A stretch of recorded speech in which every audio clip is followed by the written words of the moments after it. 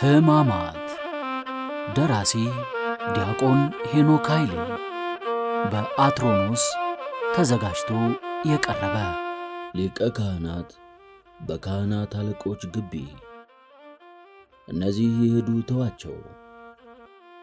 ይሁዳ ጦሩን እየመራ የመጣበት ሰዓት ጌታችን መንፈስ ግን ተዘጋጅታለች ብሎ የተናገረበት ሰዓት ነበር።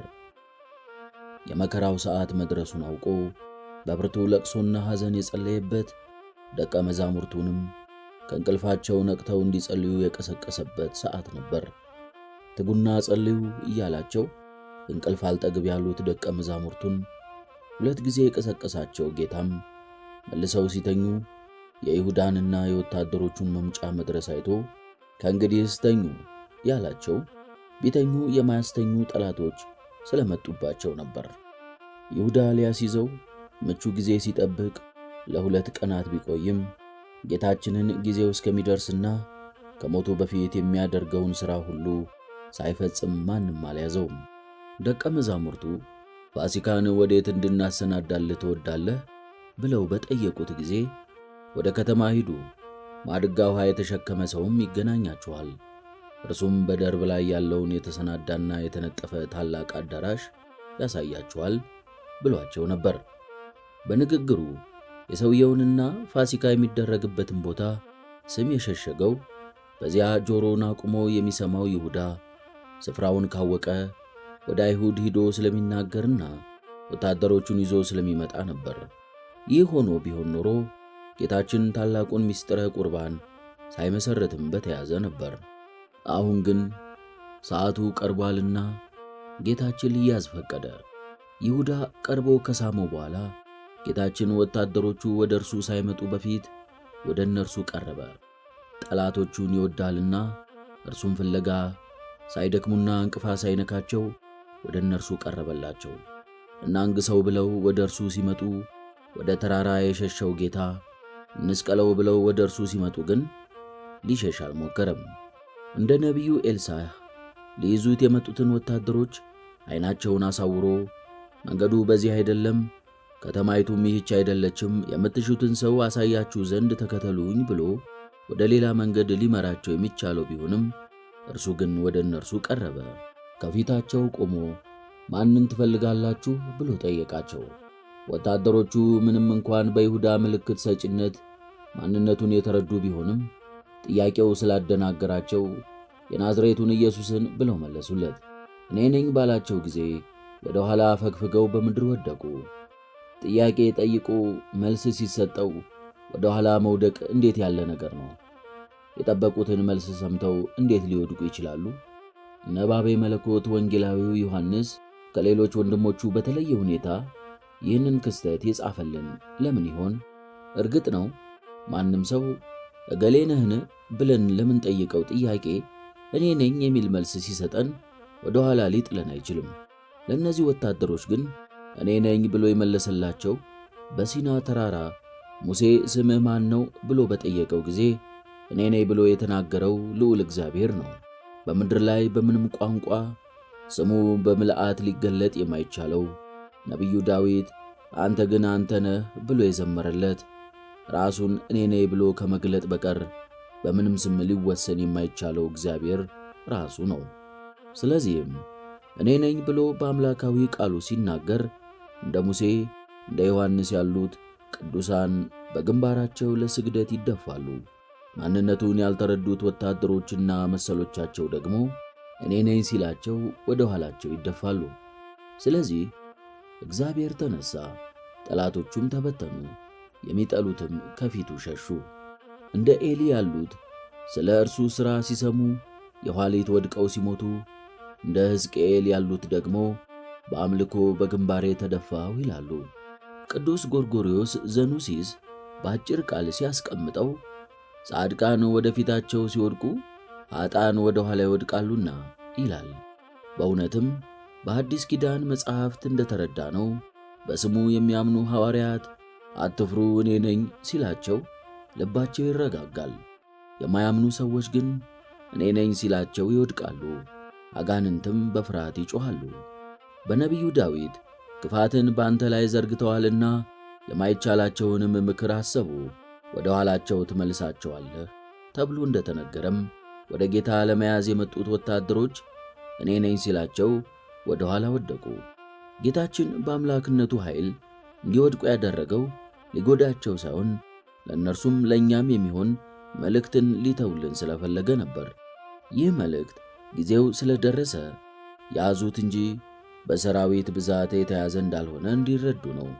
ነፍሴን እኔ በፈቃዴ ያኖራታለሁ እንጂ ከእኔ ማንም አይወስዳትም በማለት እንደተናገረው ጌታችን የተያዘው የሚይዙት ሰዎች ኃይለኞች ስለሆኑ ሳይሆን ኃይሉ በፈቃዱ ድካምን መርጦ ነው። ስለዚህ የኋሊት እንዲወድቁ በማድረግ መለኮታዊ ኃይሉን ዳግመኛ እንዲነሱ በማድረግ ደግሞ የምሕረቱን መጠን አሳያቸው። የሚያስተውሉ ከሆኑ ለወታደሮቹ የተሰጠ የመጨረሻው ስብከት ይሄ ነበር። ቅዱስ አውግስጢኖስ በወደቁ ጊዜ መለኮታዊ ኃይሉን ስለማስረዳቱ ሲናገር እንዲህ ይላል። እንዲፈረድበት ራሱን አሳልፎ በሰጠበት ቀን እንዲህ ካደረገ ሊፈርድ ሲመጣ ምን ያደርግ ይሆን?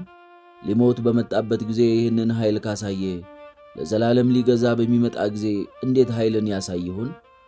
ቅዱስ ዮሐንስ አፈወርቅም ስለዚህ ሲገልጽ ጌታችን በመስቀል ላይ መከራ ተቀብሎ ስለ ሁላችን የሞተው በፈቃዱ እንጂ በግድ ተይዞ ሞት ስለተፈረደበት አለመሆኑን ያብራራል።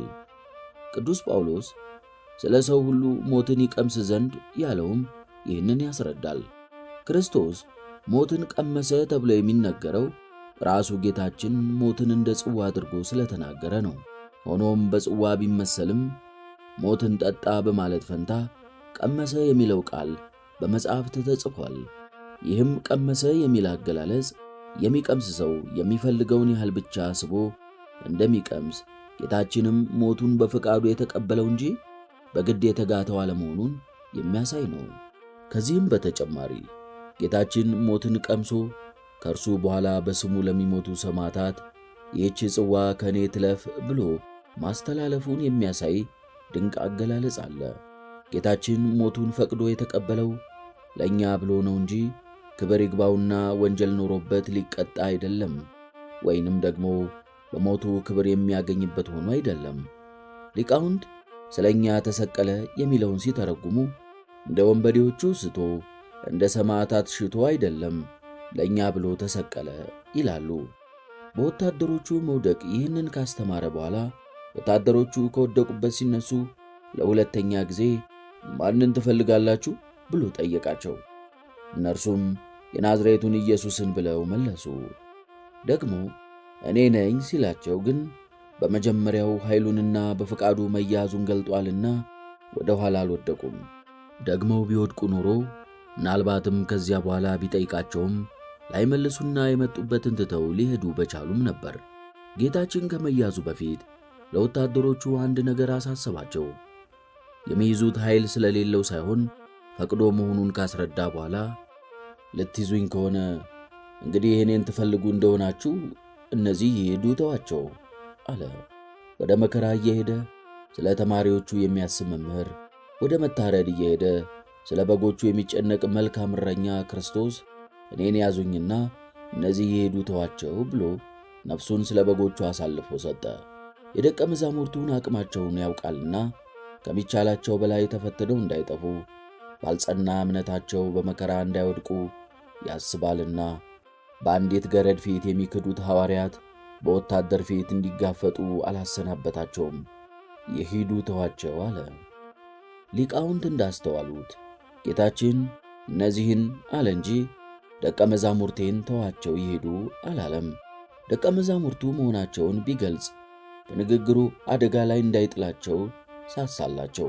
በሊቀ ካህናቱ ፊትም ቀርቦ ሲመረመር በምርመራ ሂደት የተባባሪዎችህን ስም አውጣ መባል የተለመደ ነውና ስለ ደቀ መዛሙርቱ ተጠይቆ ነበር።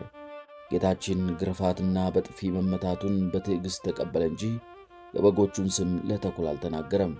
አስቀድሞ ሲጸልይ ከእነርሱ ጋር በዓለም ሳለሁ የሰጠኸኝን በስምህ እኔ ጠብቃቸው ነበር፣ ጠበቅኋቸውም፣ መጽሐፉም እንዲፈጸም ከጥፋት ልጅ በቀር ከእነርሱ ማንም አልጠፋም ብሎ እንደተናገረው አስቦ ሸምቆ በፈቃዱ ከካደው ከይሁዳ በቀር በማይችሉት መከራ ተፈትነው ይወድቁ ዘንድ ደቀ መዛሙርቱን አልተዋቸውም። እነዚህን ይሂዱ ተዋቸው የሚለው ቃል ምንኛ ድንቅ ነው! ጌታችን እሱ ታስሮ ነፃ ያወጣው ደቀ መዛሙርቱን ብቻ ሳይሆን ሁላችንንም ነው። ታስሮ ያስፈታን፣ በነፃነት እንድንሄድ ያደረገን ሁላችንንም ነው። ቅዱስ ስምዖን አምዳዊ አንተም መልሰህ እነዚህን ተዋቸው ይሄዱ እኔን ያዙኝ ብለህ ስለ ደቀ መዛሙርትህና ስለሚያነቡልህ ሕዝብህ ሁሉ ነፍስህን ለሞት ሰጠህ ሲል አብራርቶታል። ከዚህ በኋላ ወታደሮቹ ጌታችንን ያዙት።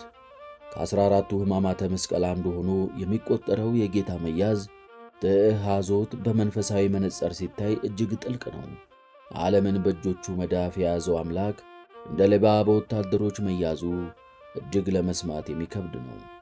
ቅዳሴያችን እንዲህ ይላል። ሁሉን የያዘውን ያዙት፣ ሁሉን የሚገዛውን አሰሩት፣ በቁጣ ጎተቱት፣ በፍቅር ተከተላቸው፣ እንደ በግ ለመታረድ ተነዳ። በሸላቾቹ ፊት ዝም እንደሚል በግ እንዲሁ አፉን አልከፈተም ተብሎ በነቢዩ ኢሳይያስ የተነገረለት የዓለምን ኀጢአት የሚያስወግደው የእግዚአብሔር በግ ታስሮ ሲጎተት አንዳችም ተቃውሞ አላሳየም። እኛን ከኀጢአት ማሰሪያ ሊፈታ በፈቃዱ ታሰረ። ድዊ የሚፈወስበትን፣ ጎባጣ የሚያቃናበትን እጁን አሰሩት። ለዚህ ለማይነገር ምስጢር አንክሮ ማድነቅ ይገባል። ፈራጅ እርሱን ፈረዱበት። ከኀጢአት ማሰሪያ የሚፈታ እርሱን አሰሩት። ዓለምን የያዘ እርሱን ያዙት። የአዲስ ኪዳን ሊቀ ካህናት ክርስቶስ በወታደሮች ሰንሰለት ተይዞ ወደ ኦሪት ሊቃነ ካህናት ግቢ በጨለማ ተወሰደ። የዮና ልጅ ስምዖን። ስምዖን ጴጥሮስ ለጥያቄም ለመልስም ለእምነትም ለመሳትም የሚቀድመው የሌለ ደቀ መዝሙር ነበር። ለጌታ ያለውን ፍቅር የሚገልጠው በስሜታዊነትም ጭምር ስለነበረ የጴጥሮስን ታሪክ የሚያውቅ ሁሉ በርኅራኄ ፈገግታ ያስታውሰዋል። በእውነት እንደ ጴጥሮስ ያለ የዋህ ሰው ማን አለ? በእግዚአብሔር መንፈስ ተቃኝቶ አንተ የሕያው እግዚአብሔር ልጅ ነህ ብሎ ስለ ክርስቶስ መስክሮ አንተ ዓለት ነህ ተብሎ በተመሰገነበት ቅጽበት ወዲያው የሰይጣን አንደበት ሆኖ ሂድ አንተ ሰይጣን ተብሎ የተገሰጸ ከየዋሁ ጴጥሮስ በቀር ማን አለ? ጌታ ሆይ የኔን እግር ለዘላለም አታጥብም ብሎ በማለና በተገዘተበት ቅጽበት ጌታ ሆይ መላ ሰውነቴን እጠበኝ ብሎ የለመነ ከምስኪኑ ጴጥሮስ ሌላ ማን አለ? ከጌታው ጋር በባህር ላይ ለመሄድ በእምነት ለምኖ በባህር ላይ የተራመደ በዚያችው ቅጽበት ደግሞ ሊሰጥም ጀምሮ ጌታ ሆይ አድነኝ ብሎ የጮኸ ከጴጥሮስ ሌላ ማን አለ? በችኮላና በጉጉት ለሚያነሳቸው ጥያቄዎቹ በእግዚአብሔር ወልድ በኢየሱስ ክርስቶስ ከመገሰጽ አልፎ እግዚአብሔር አብም ከደመና ሆኖ ለጥያቄው የገሰጸው ሰው ከጴጥሮስ በቀር ማን አለ? ቅዱስ ጴጥሮስ ለጌታ ከነበረው ጽኑ ፍቅርና የክርስቶስ ሞት ለሰው ልጅ መዳን ያለውን ጥቅም በሚገባ ካለመረዳቱ የተነሳ ጌታችን እንደሚሞት በተናገረበት ስፍራ ሁሉ ዋነኛ ተከላካይ ሆኖ እናገኘዋለን። ጌታችን እንደሚሰቀል በተናገረ ጊዜም አይሁንብህ ጌታ ሆይ ይህ ከቶ አይደርስብህም ብሎ ሊገስጸው ጀመረ ይላል። በሳምንቱም በታቦር ተራራ ላይ ለመኖር በዚህ መሆን ለኛ መልካም ነው ብሎ ሐሳብ ያቀረበው በዚህ ተራራ ከኖርን የጌታ መሞት ይቀራል ከሚል የዋህነት የተሞላ ምኞት ነበር። የጴጥሮስ የዋህ ምኞት እውን ቢሆን ኖሮ ግን ተጎጆቹ ሁላችንም ነበርን። አባ ጊዮርጊስ ለጴጥሮስ እንዲህ ይለዋል። ጴጥሮስ ሆይ በዚህ መኖር ለኛ መልካም ነው አልክን? ላንተስ በፊቱ ብርሃን እየተደሰትክ በዚያ ብትኖር ይሻልህ ነበር። እናንተ በዚያ ኖራችሁ ፊቱን እያያችሁ ቢሆን ኖሮ ግን እኛ ባልዳንን ነበር። ምክንያቱም ከዚያ ተራራው ወርዶ ልታዩት የወደዳችሁትን ፊቱን በጥፊ ካልተመታ በስተቀር ልንድን አንችልም። ቅዱስ ጴጥሮስ ጌታችን እንዳይሞት የነበረው ቁርጠኝነት ጌታችን እስከ ተያዘባት ሐሙስ ምሽት ድረስ የቀጠለ ነበር። እርግጥ ነው ጌታችን ሰይፍን ያዙ ብሎ ነግሯቸው ነበር። ሁለት ሰይፍ እንዳላቸው ሲነግሩትም ይበቃል ብሏቸው ነበር። ጌታችን ይበቃል ያለው ግን ሰይፉን ሳይሆን ንግግራቸውን ነበር። ለውጊያ ሰይፍ ሁለት ሊበቃ አይችልም። ጌታም ጎኑን በጦር ሊወጋ እንጂ ሰዎችን ሊያዋጋ ሰው የሆነ አምላክ አይደለም። ሊቃውንት እንዳብራሩት ያዙ የተባሉት ሰይፍ ደግሞ ነፍስንና መንፈስን ጅማትንና ቅልጥምን እስኪለይ ድረስ የሚወጋውን የመንፈስ ሰይፍ ሲሆን እርሱም 3 ዓመት ያስተማራቸውን የመከራ ቀን ስንቅ የሚሆን የእግዚአብሔርን ቃል ነበር። ጴጥሮስና ጓደኞቹ ግን ቅዱስ ኤፍሬም እንዳለው ቃሉ ሰይፍ የሆነውን አምላክ ለማስጣል ሰይፍ ያዙ። ወታደሮቹ ሊይዙት ሲቀርቡ ደቀ መዛሙርቱ ጌታ ሆይ በሰይፍ እንምታቸውን ብለው ጠየቁ። ፈጣኑ ጴጥሮስ ግን መልስ ሳይጠብቅ የሊቀ ካህናቱን ባሪያ ጆሮን ቆረጠው። ሊቃውንት እንደሚሉት ጴጥሮስ አንገቱን መጥቶ ሊጥለው የሰደደ ቢሆንም ልምድ ስለሌለው ጆሮውን አገኘው። እዚህ ላይ ጴጥሮስ 2 ሰይፍ ይዞ ከጭፍራ ተዋጊ ጋር ውጊያ ማስነሳቱ በራሱ ለጌታ ያለው ፍቅር ነገሩን እንዳያስብበት እንዳደረገው ያሳያል። ዓሣ ከማጥመድ ውጪ በጦር ሜዳ ውሎ የማያውቅ ቢሆንም ለጌታ ያለው ፍቅር ሰውን መግደል ሙዝ እንደመላጥ ከሚቀላቸው ወታደሮች ጋር ውጊያ እንዲያስነሳ አደረገው። በ58 ዓመቱ ከዚህ በፊት ተጠቅሞበት የማያውቃትን ሰይፍ ይዞ ከወጣቶቹ ስልጡን ወታደሮች ጋር ለነፍሱ ሳይሳሳ ለመዋጋት መነሳቱ የፍቅር እንጂ ምን ሊባል ይችላል? ጴጥሮስ ያደረገው ነገር ብዙ መዘዝ የሚያስከትል ነበር። ተሳክቶለት አንገቱን አግኝቶት ቢገለው ኖሮ የክርስቶስ ተሰቅሎ መሞት ደም ለመመለስ የተደረገ ትክክለኛ ፍርድ ርትዕ ተደርጎ ይታይ ነበር። ጆሮም መቁረጡ በራሱ በሮም መንግሥት ለመቅደስ ጠባቂነት የተመደበን ወታደር በመምታቱና ሊታሰር የተፈለገውን ተከሳሽ ለማስለቀቅ መሞከሩ ዕድሜ ልክ የማይወጣው ጣጣ ውስጥ የሚከተው ነበር። ጌታችን የሊቀ ካህናቱን ባሪያ ጆሮ ወዲያው በመፈወሱ ያዳነው ወታደሩን ብቻ አልነበረም። በዚህ ጦስ ብዙ ችግር ይከተልበት የነበረውን ጴጥሮስንም ጭምር ነው። የወታደሩ ጆሮ የተፈወሰ ቢሆንም እንኳን ጴጥሮስ የወታደሩን ዘመዶች ባየ ቁጥር ይደነግጥ ነበር። የሮም ወታደርን ተዋግቶ ጆሮ መቁረጡ ጌታ ሞቶ ከተነሳ በኋላም ቢሆን ጴጥሮስ የሮም ግዛት በሆኑ ሀገሮች ለሚያደርገው አገልግሎት ብዙ ችግር ሊፈጥርበት ይችላል። ለዚህም ነው ጆሮ ስለመቁረጡ ታሪክ 3ቱ ወንጌላውያን ማቴዎስ፣ ማርቆስና ሉቃስ ሲጽፉ የቆራጩንም ሆነ የተቆራጩን ስም ሳይጠቅሱ ጽፈውታል። ቅዱስ ጴጥሮስ ሰማዕት ሆኖ ከሞተ በኋላ ወንጌሉን የጻፈው ቅዱስ ዮሐንስ ግን ቆራጩ ጴጥሮስ፣ ተቆራጩ ማልኮስ እንደሚባሉ በግልጽ ጽፏል። ይህ የሆነውም 3ቱ ወንጌላውያን በጻፉበት ጊዜ ጴጥሮስ ገና በሕይወት ስለነበረ ነው። ጉዳዩን በግልጽ ቢጽፉ ኖሮ ጴጥሮስ ሮማዊውን ወታደር መውጋቱን የሚያሳይ የጽሑፍ ማስረጃ ተገኘ ተብሎ ክርስቲያኖችን በምን እናሰቃይ ላሉት ሮማውያን ሰርግና ምላሽ ይሆንላቸው ነበር። የማልኮስ ጆሮ። ማልኮስ የሊቀ ካህናቱን ግቢ ከሚጠብቁትና ከቤተ መቅደስ ጋር የተያያዘ የጸጥታ ሥራ ከሚሰሩ ባሪያዎች አንዱ ነው። ለኦሪት ሊቀ ካህናት ባሪያ የሆነው ይህ ሰው ሐሙስ ማታ የአዲስ ኪዳኑን ሊቀ ካህናት ክርስቶስ አስሮ የማምጣት ግዳጅ ተሰጥቶት በጨለማ ከሰራዊት ጋር መጣ። ይህ ወታደር አፍታም ባልቆየው ብዙ ተሳታፊ ባልነበረውና ሳይጀመር በቆመው ውጊያ ላይ ጆሮውን ያጣ ብቸኛው ቁስለኛ ሆነ።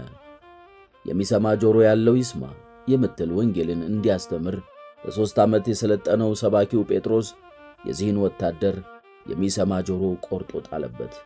እንደ ጥፍርና እንደ ጠጉር ተቆርጦ ሊበቅል የማይችል ጆሮውን ቆርጦ ሲጥለውም ሲጠሩት አቤት ማለት የሚጠይቀውን የሊቀ ካህናት ግቢ ሥራውንም አደጋ ላይ ጣለበት።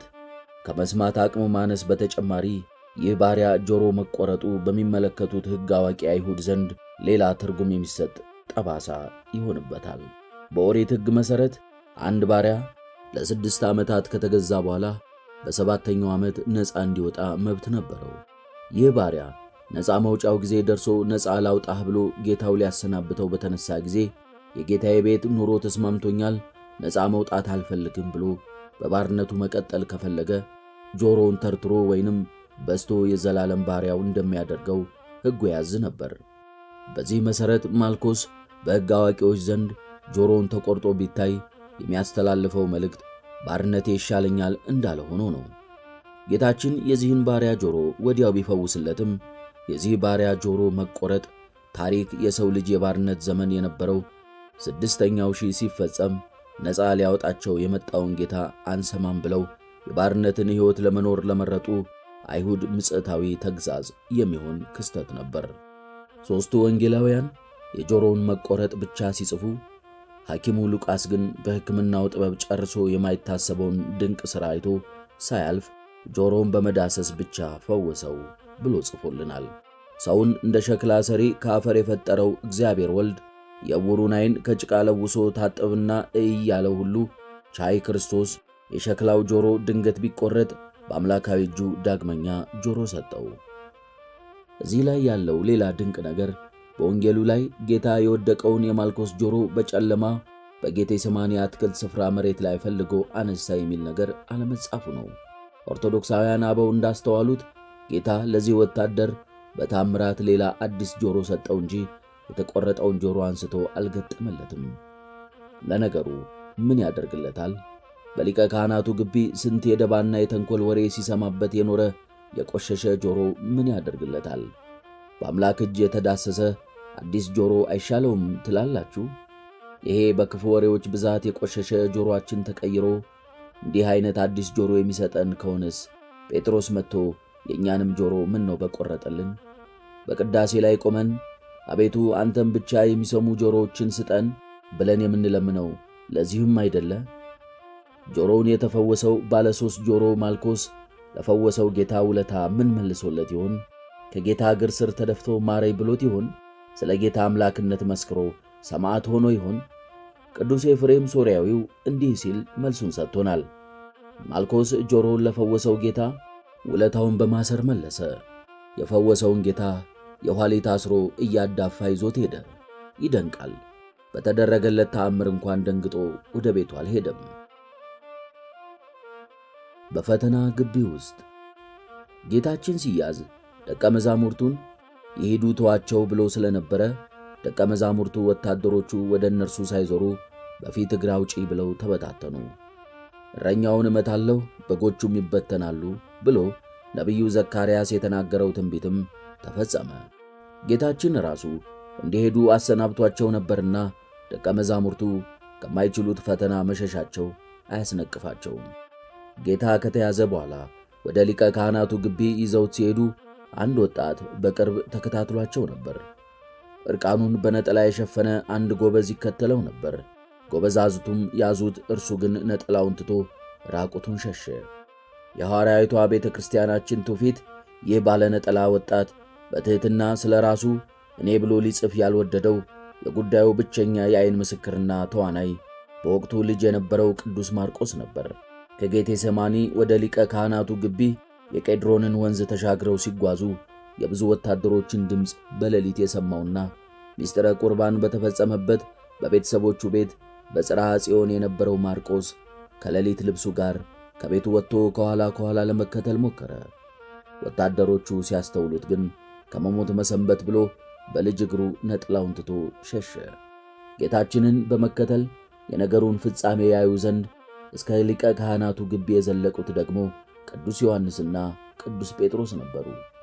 የጌታ ፍቅር ጸንቶባቸው እንጂ በዚያች አስጨናቂ ሌሊት እስከ ሊቀ ካህናቱ ግቢ ድረስ ዘልቀው መሄዳቸው ትልቅ አደጋ ላይ የሚጥላቸው ውሳኔ ነበር። በጎች ሆነው ወደ ተኩላዎች ግቢ ዘልቀው መግባታቸው ብቻ ፍቅር ፍጹም ፍርሃትን አውጥቶ እንደሚጥል ያሳያል። ከሸሸ ተዋግቶ የቆሰለ ይሻላልና የጴጥሮስን በፈተና መውደቅ ብቻ ከማየት እንደ ልማዱ ጌታ ሆይ ወደ ማን እንሄዳለን ብሎ እንደ ጓደኞቹ ሳይሸሽ ጌታውን በፍቅር መከተሉን ልናመሰግን ይገባናል። ጴጥሮስ በፍቅሩ ምክንያት ከፍርሃታቸው የተነሳ ከሸሹት ጓደኞቹ ጋር አብሮ አልሸሸም። በዚህችም ምሽት ዲያብሎስ ደቀ መዛሙርቱን እንደ ስንዴ ሊያበጥራቸው ለምኖ ነበር። ሰይጣን በቀን በዙሪያችን ባሉ ሰዎች አድሮ ይዋጋናል፣ በሌሊት ግን ራሱ ይዋጋናል። ጴጥሮስን ራሱ ሊያበጥረው ለምኖ ነበር። በቀን ሲሆን ሌሎች ሰዎች ከበው ያጠምዱታልና እንዳለ አባ ወቅሬስ። ጌታችን የጴጥሮስ እምነት እንዳይጠፋ ስለ ደቀ መዝሙሩ ጸልዮ ገደለበት እንጂ ሰይጣን ለጴጥሮስ የደገሰለትስ ብዙ ነገር ነበር። ጌታችን የሰይጣንን ፈተና ቢያስቆምለትም እንኳን ጴጥሮስ ግን በዚያች ምሽት መፈተኑ አልቀረም። ይህም የሆነው ጌታችን ስለሚመጣበት ፈተና ሲነግረው በሰጠው ምላሽ ምክንያት ነው። ሁሉም ቢሰናከሉ እኔ ግን ከቶ አልሰናከልም። ይህ ንግግር ከባድ ነበር።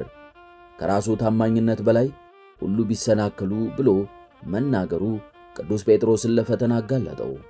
ጴጥሮስ ሆይ እኔም አልክድህም ወንድሞቼም አይክዱህም ብትል ምን ነበረበት? ከእግዚአብሔር አገልጋዮች ራሳቸውን ያነጹ ወንድሞቻቸውን ግን ያረክሱ ዘንድ ይገባቸዋልን? አንተ ግን ራስህን ብቁ ሌሎችን ዝቅ አደረግ። ስለዚህ ሌሎች ሳይክዱት አንተ ካድከው ይላል ርቱዕ ሃይማኖት። አበው እንዳስተማሩት የጴጥሮስ ንግግር በሐዋርያቱ መካከል በነበረው ከሁሉ የሚበልጠው ማን ነው የሚል ፉክክር ውጤት ነበር። ጌታችን ለጴጥሮስ ከባሕር ዓሣ አጥምድና ሆዱን ቀደህ ሴታቴር ታገኛለህ፣ ለእኔና ለአንተ ክፈል ብሎ የጴጥሮስን ብቻ ግብር ከከፈለለት በኋላ ከሁላችን የሚበልጠው ማን ነው የሚለው ጥያቄ የሁሉም ደቀ መዛሙርት ተደጋጋሚ ጥያቄ ነበር።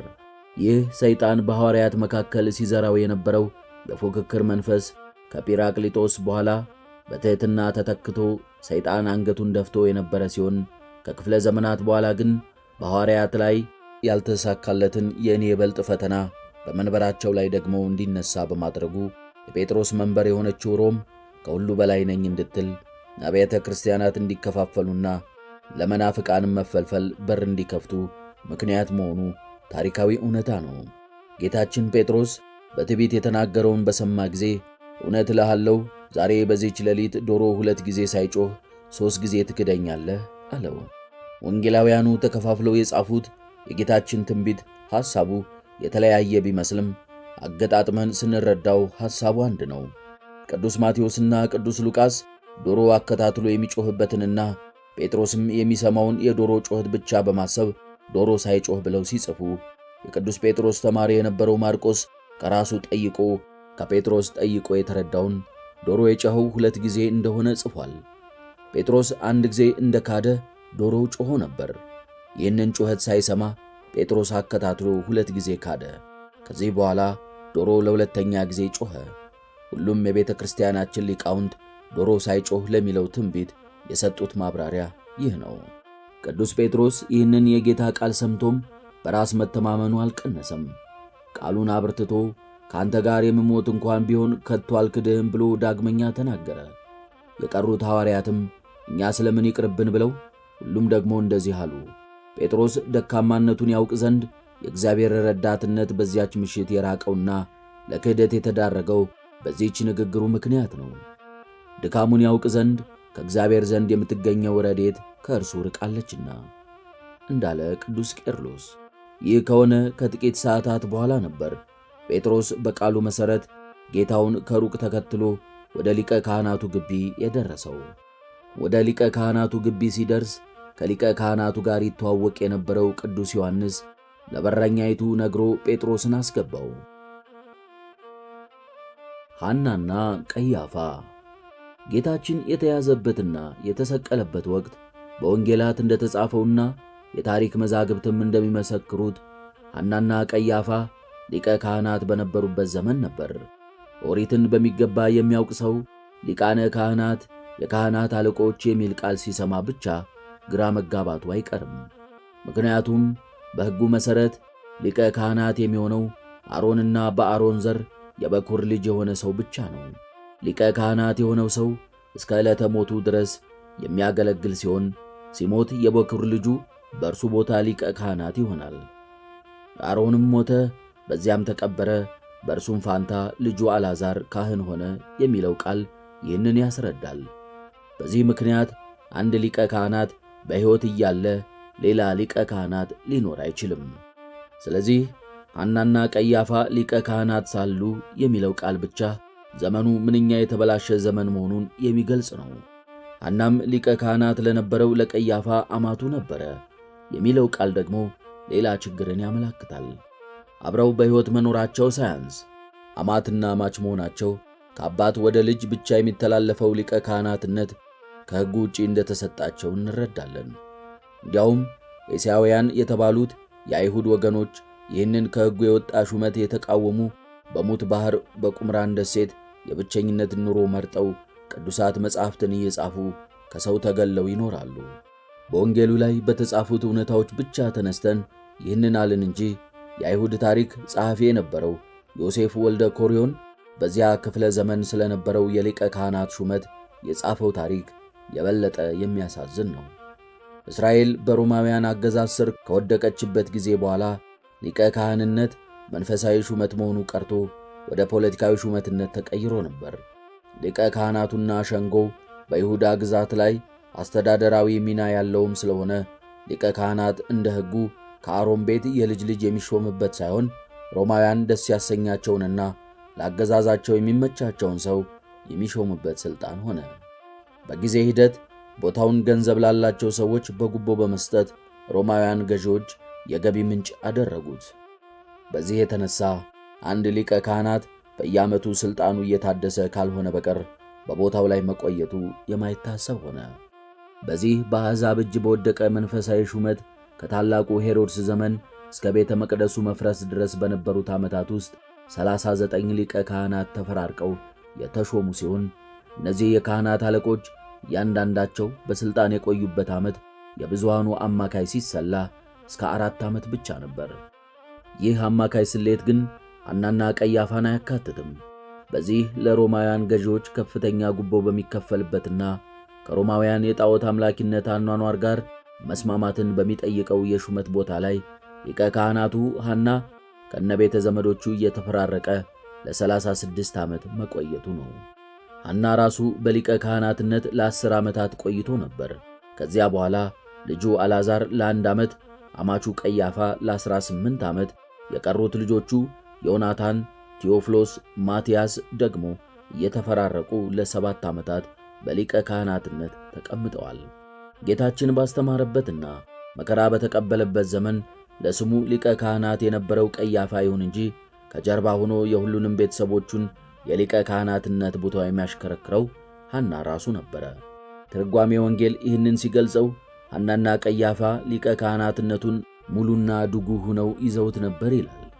ጌታችን በተያዘ ምሽት ወደ ቀያፋ ከመሄዱ በፊት ወደ ሐና መወሰዱም የእሱ እጅ ያልነካው ነገር ስለማይወሰን ነበር።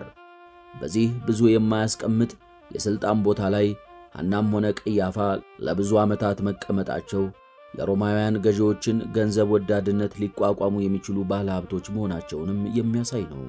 በዚያ ላይ በሊቀ ካህናትነታቸው ዘመን በእስራኤል ሕዝብ ላይ በሮማውያን እጅ አስከፊ የመብት ጥሰት ቢደርስም መንበረ ሥልጣናቸው እስካልተነካባቸው ድረስ ከቀኝ ገዢዎቻቸው ጋር ተስማምተው የሚኖሩ መስሎ አዳሪዎች ነበሩ። እንደ ሊቀ ካህናትነታቸውም ለቤተ መቅደሱ ክብር የሚጨነቁና ፈሪሃ እግዚአብሔር ያላቸው አልነበሩም። የሚያሳዝነው ድፍረት ከቤተ መቅደስ ሊወጣ የማይገባው የሊቀ ካህናቱ ልብሰ ተክህኖ እንኳን በሮማውያን ገዢዎች ቤት ካስተል አንቶኒያ ይቀመጥ የነበረ ሲሆን ሊቀ ካህናቱ በክብረ በዓል ወቅት የሚለብሰው ገዢው ሲፈቅድለት ነበር። ይህ ሁሉ ዝቅጠት በሊቀ ካህናት ክብር ላይ ሲፈጸም በቅድስቲቱ ከተማ የቄሳር ሐውልት ቆሞ ሲመለክ የተቃወመው ሕዝብ ሲገደል ቢያዩም ሐናም ሆነ ቀያፋ የሚጨነቁት ሥልጣናቸውን ስለማስጠበቅ ብቻ ነበር። በቤተ መቅደሱ ነጋዴዎች እንዲሰማሩ በማድረግና ከገቢው በመካፈል ሕዝቡ ለመሥዋዕት የሚያመጣቸውን እንስሳት አይመጡንም እያሉ እያቃለሉ የራሳቸውን በጎን በመሸጥ ለበዓል ከየሀገሪቱ ለሚመጡ አይሁድ በቤተ መቅደስ ውስጥ የውጭ ምንዛሪ ገንዘብ የመለወጥ ሥራ እየሠሩ በማትረፍ ሀብት የሚያግበሰብሱ ነበሩ። ሐናና ቀያፋ ከሰዶቃውያን ወገን እንደመሆናቸው በትንሣኤ ሙታን አያምኑምና ፈርሰን በስብሰን ለምንቀረው ምን አስጨነቀን ብለው ስለሚያስቡ ትኩረታቸው ሁሉ ስለ ምድራዊ ሕይወት ነበር። ጌታችን ላይ የነበራቸው ጥላቻም በሥልጣናቸውና በጥቅማቸው ላይ የመጣ ስለሆነባቸው እንጂ ለመንፈሳዊ ጉዳዮቹ ተቆርቁረው አልነበረም። በተለይም የቁጣቸው መጠን የመጨረሻው ጥግ ላይ የደረሰው ቤተ ክርስቲያናችን የሰሞነ ሕማማት መጀመሪያ አድርጋ የምታከብረው የሆሳዕና ዕለት ነው። ጌታችን አልዓዛርን በቢታንያ ከሞት ካስነሳ በኋላ ብዙዎች በስሙ አምነው ነበር። ወደ ኢየሩሳሌም ሲመለስ የቢታንያውን ተአምር ያዩ ብዙዎች ለበዓል ኢየሩሳሌም መጥተው ነበርና በደስታ አጅበው ሆሳዕና በአርያም ብለው እየዘመሩለት ወደ ቤተ መቅደስ ገባ። በቤተ መቅደስም በመቅደሱ የሚሸጡና የሚለውጡትን ለሁለተኛ ጊዜ አጸዳ። ቤቴ የጸሎት ቤት ትባላለች ተብሎ ተጽፏል፣ እናንተ ግን የወንበዴዎች ዋሻ አደረጋችኋት አላቸው። ይህ ተግሣጽ ከንግዱ በስተጀርባ ሆነው ጥቅም ለሚጋሩት ሊቀ ካህናት ጨርሶ የሚዋጥላቸው አልነበረምና ሴራቸውን ከሌላው ጊዜ በተለየ መራርነት ጀመሩ። ለሳምንት የጎነጎኑትንና ረቡዕ በሸንጎ የተማከሩበትን የጌታን ምክረ ሞት ለመፈጸም በዚህች ምሽት ያስያዙትም ለዚህ ነበር።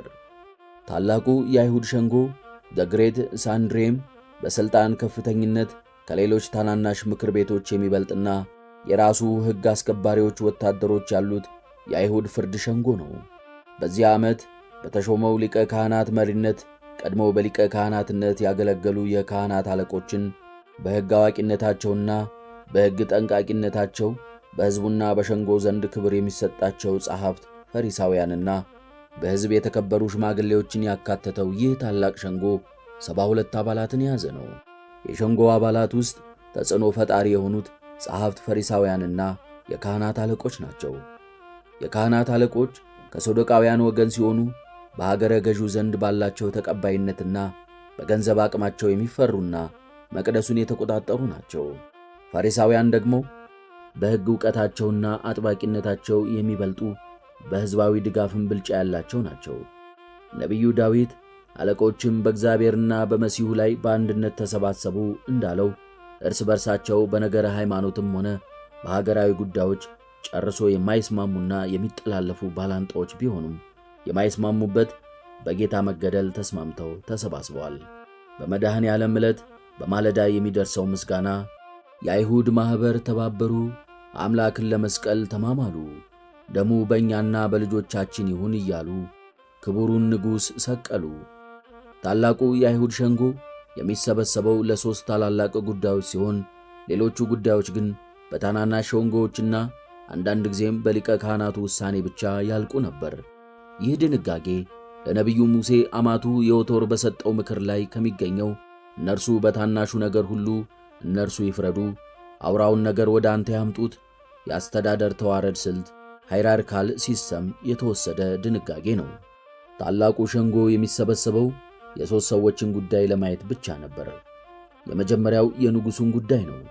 ምንም እንኳን ዘግይቶ በሮማውያን እጅ በመውደቁ የመወሰን አቅሙ ደከመ እንጂ ታላቁ ሸንጎ እንደ ሕጉ ከሆነ ንጉሥንም ቢሆን አቅርቦ የመመርመርና ጥፋተኛ ሆኖ ካገኘው በንጉሥ ላይ የመፍረድ ሥልጣን ነበረው። ከዚህም አልፎ ንጉሡ ያለ ታላቁ ሸንጎ አጽዳቂነት ጦርነት ማድረግም አይችልም ነበር። ለዚህ ምሳሌ የሚሆነው የንጉሥ ዳዊት የጦር ምክር ላይ ተሳታፊ የነበረው የታላቁ ሸንጎ ካህን አብያታር ነው። በዚህ ሸንጎ ቀርቦ የሚመረመረው ሁለተኛው ሰው ሊቀ ካህናት ከሆን ጋዶል የሆነ ሰው ነው። ሊቀ ካህናት ሆኖ ለሸንጎ የሚያበቃ ጥፋት ከደረሰበት ታላቁ ሸንጎ ተሰብስቦ ይመረምርና ፍርዱን ያስተላልፋል። ሦስተኛው ሰው ደግሞ መሲህ ወይንም ነቢይ ነኝ ብሎ የተነሳ ሰው ሲሆን ሸንጎው የመሲህ ነኝ ባዩን ማንነት መርምሮ የተናገረው ነገር ባይሆን ባይፈጸም ከፈጣሪ ያልተላከ እንደሆነ ወይንም ከፈጣሪ የተላከ መሆኑን የማጣራት የቅጣት ወይንም የምህረት ውሳኔን የማስተላለፍ ኃላፊነት አለበት። ምንኛ ድንቅ ነው! አይሁድ ሳያውቁ የሐሙስ ማታውን ታላቁን ሸንጎ በማድረጋቸው የተከሳሹን ማንነት እንድናስተውል አደረጉን። በዚያች ምሽት በሸንጎ ፊት የቆመው መድኃኔ ዓለም የነገሥታት ንጉሥ ሊቀ ካህናትና መሲህ ነውና ታላቁ የአይሁድ ሸንጎ በዚህ ሥልጣን የተነሣ እጅግ የተከበረና ያለ ምክንያት የማይጠራ ሸንጎ ሲሆን በሕግ አዋቂዎቹ ፈሪሳውያንና በካህናት አለቆች ዘንድ ክርክር ተደርጎበት መጽሐፍ ተጠቅሶበት የሚደረግ የፍትሕ ሸንጎ ነበር። የክሱን ምንነት፣ የምስክሮችን ቃል፣ የሸንጎውን ቃል ጉባኤ በጥንቃቄ የሚጽፉ 2 ጸሐፍትም በጉባኤው ላይ ይቀመጣሉ። የሸንጎ አባላት ተሟልተው በቤተ መቅደሱ ውስጥ በተዘጋጀው ፍርድ የሚሰጥበት ዕለት ግማሽ ክብ ሰርተው በክብር ይቀመጡና በእርጋታ ምርመራውን ያካሂዳሉ። ከምርመራው ሂደት ፍጻሜ በኋላ የረፍትና የማሰቢያ ጊዜ ወስደው ቢያንስ ከአንድ ቀን ረፍት በኋላ የሥራ ሰዓታቸውን ጠብቀው ዳግመኛ ይሰበሰባሉ። በዚህ ስብሰባ ውሳኔው ላይ ድምፅ የሚሰጡ ሲሆን ገና ወጣት የሆኑ የሸንጎ አባላት አንጋፋዎቹ በሚሰጡት ሐሳብ ተጽዕኖ እንዳያርፍባቸው መጀመሪያ ሐሳብ እንዲሰጡ ይደረጋል። ከዚያም ሌሎቹ ይከተላሉ። ከሁሉ መጨረሻም ሊቀ ካህናቱ ግራ ቀኙን አይቶ የድምፁን ሚዛን አገናዝቦ የመጨረሻውን ውሳኔ ይፋ ያደርጋል። ይህንን ሁሉ መዘርዘር ያስፈለገን በጌታችን ላይ የተፈጸመውን ግፍ ለማሳየት ነው። ከላይ ካየናቸው ቅድመ ሁኔታዎች ለጌታችን አንዱም አልተሟላም። ጌታችን ላይ የፍርድ ሂደቱ ከመጀመሩ ከ3 ቀን በፊት በዕለተ ረቡዕ ሊገሉት አስቀድመው ወስነው ነበር። ቀያፋም ሕዝቡ ሁሉ ከሚጠፋ አንድ ሰው ስለ ሕዝቡ ቢሞት ይሻላል ብሎ በመወሰን ሳይታወቀው ጌታ ስለ ሕዝቡ እንደሚሞት መስክሮ ነበር። ውሳኔው አስቀድሞ የተጠናቀቀ ፍርድ እንዴት ፍትሕ ሊገኝበት ይችላል? ጌታችን በፍርዱ ሂደት ሲጠይቁት ዝም ይል የነበረውም ለማስመሰልና ምክንያት ለመፍጠር እንጂ ውሳኔውን አስቀድሞ ወስነውና ጨርሰው የመጡ ፈራጆች ስለሆኑ ነበር። ከአይሁድ ሕግ አንጻር በጌታችን ላይ ብዙ ፍትሕ ተጓሎ ነበር። ምርመራው ከተካሄደበት ቦታ ብንጀምር የፍርድ ሂደቱ የተካሄደው በቤተ መቅደስ ሳይሆን በቀያፋ ግቢ ውስጥ ነበር። ሐና ጌታችንን ከሕጉ ውጪ ከሸንጎ በፊት ወደ ቤቱ እልፍኝ አስመጥቶ ለብቻው ሊመረምረው ሞክሯል። የሸንጎው የሥራ ሰዓት ደግሞ ቀን ብቻ ነበር።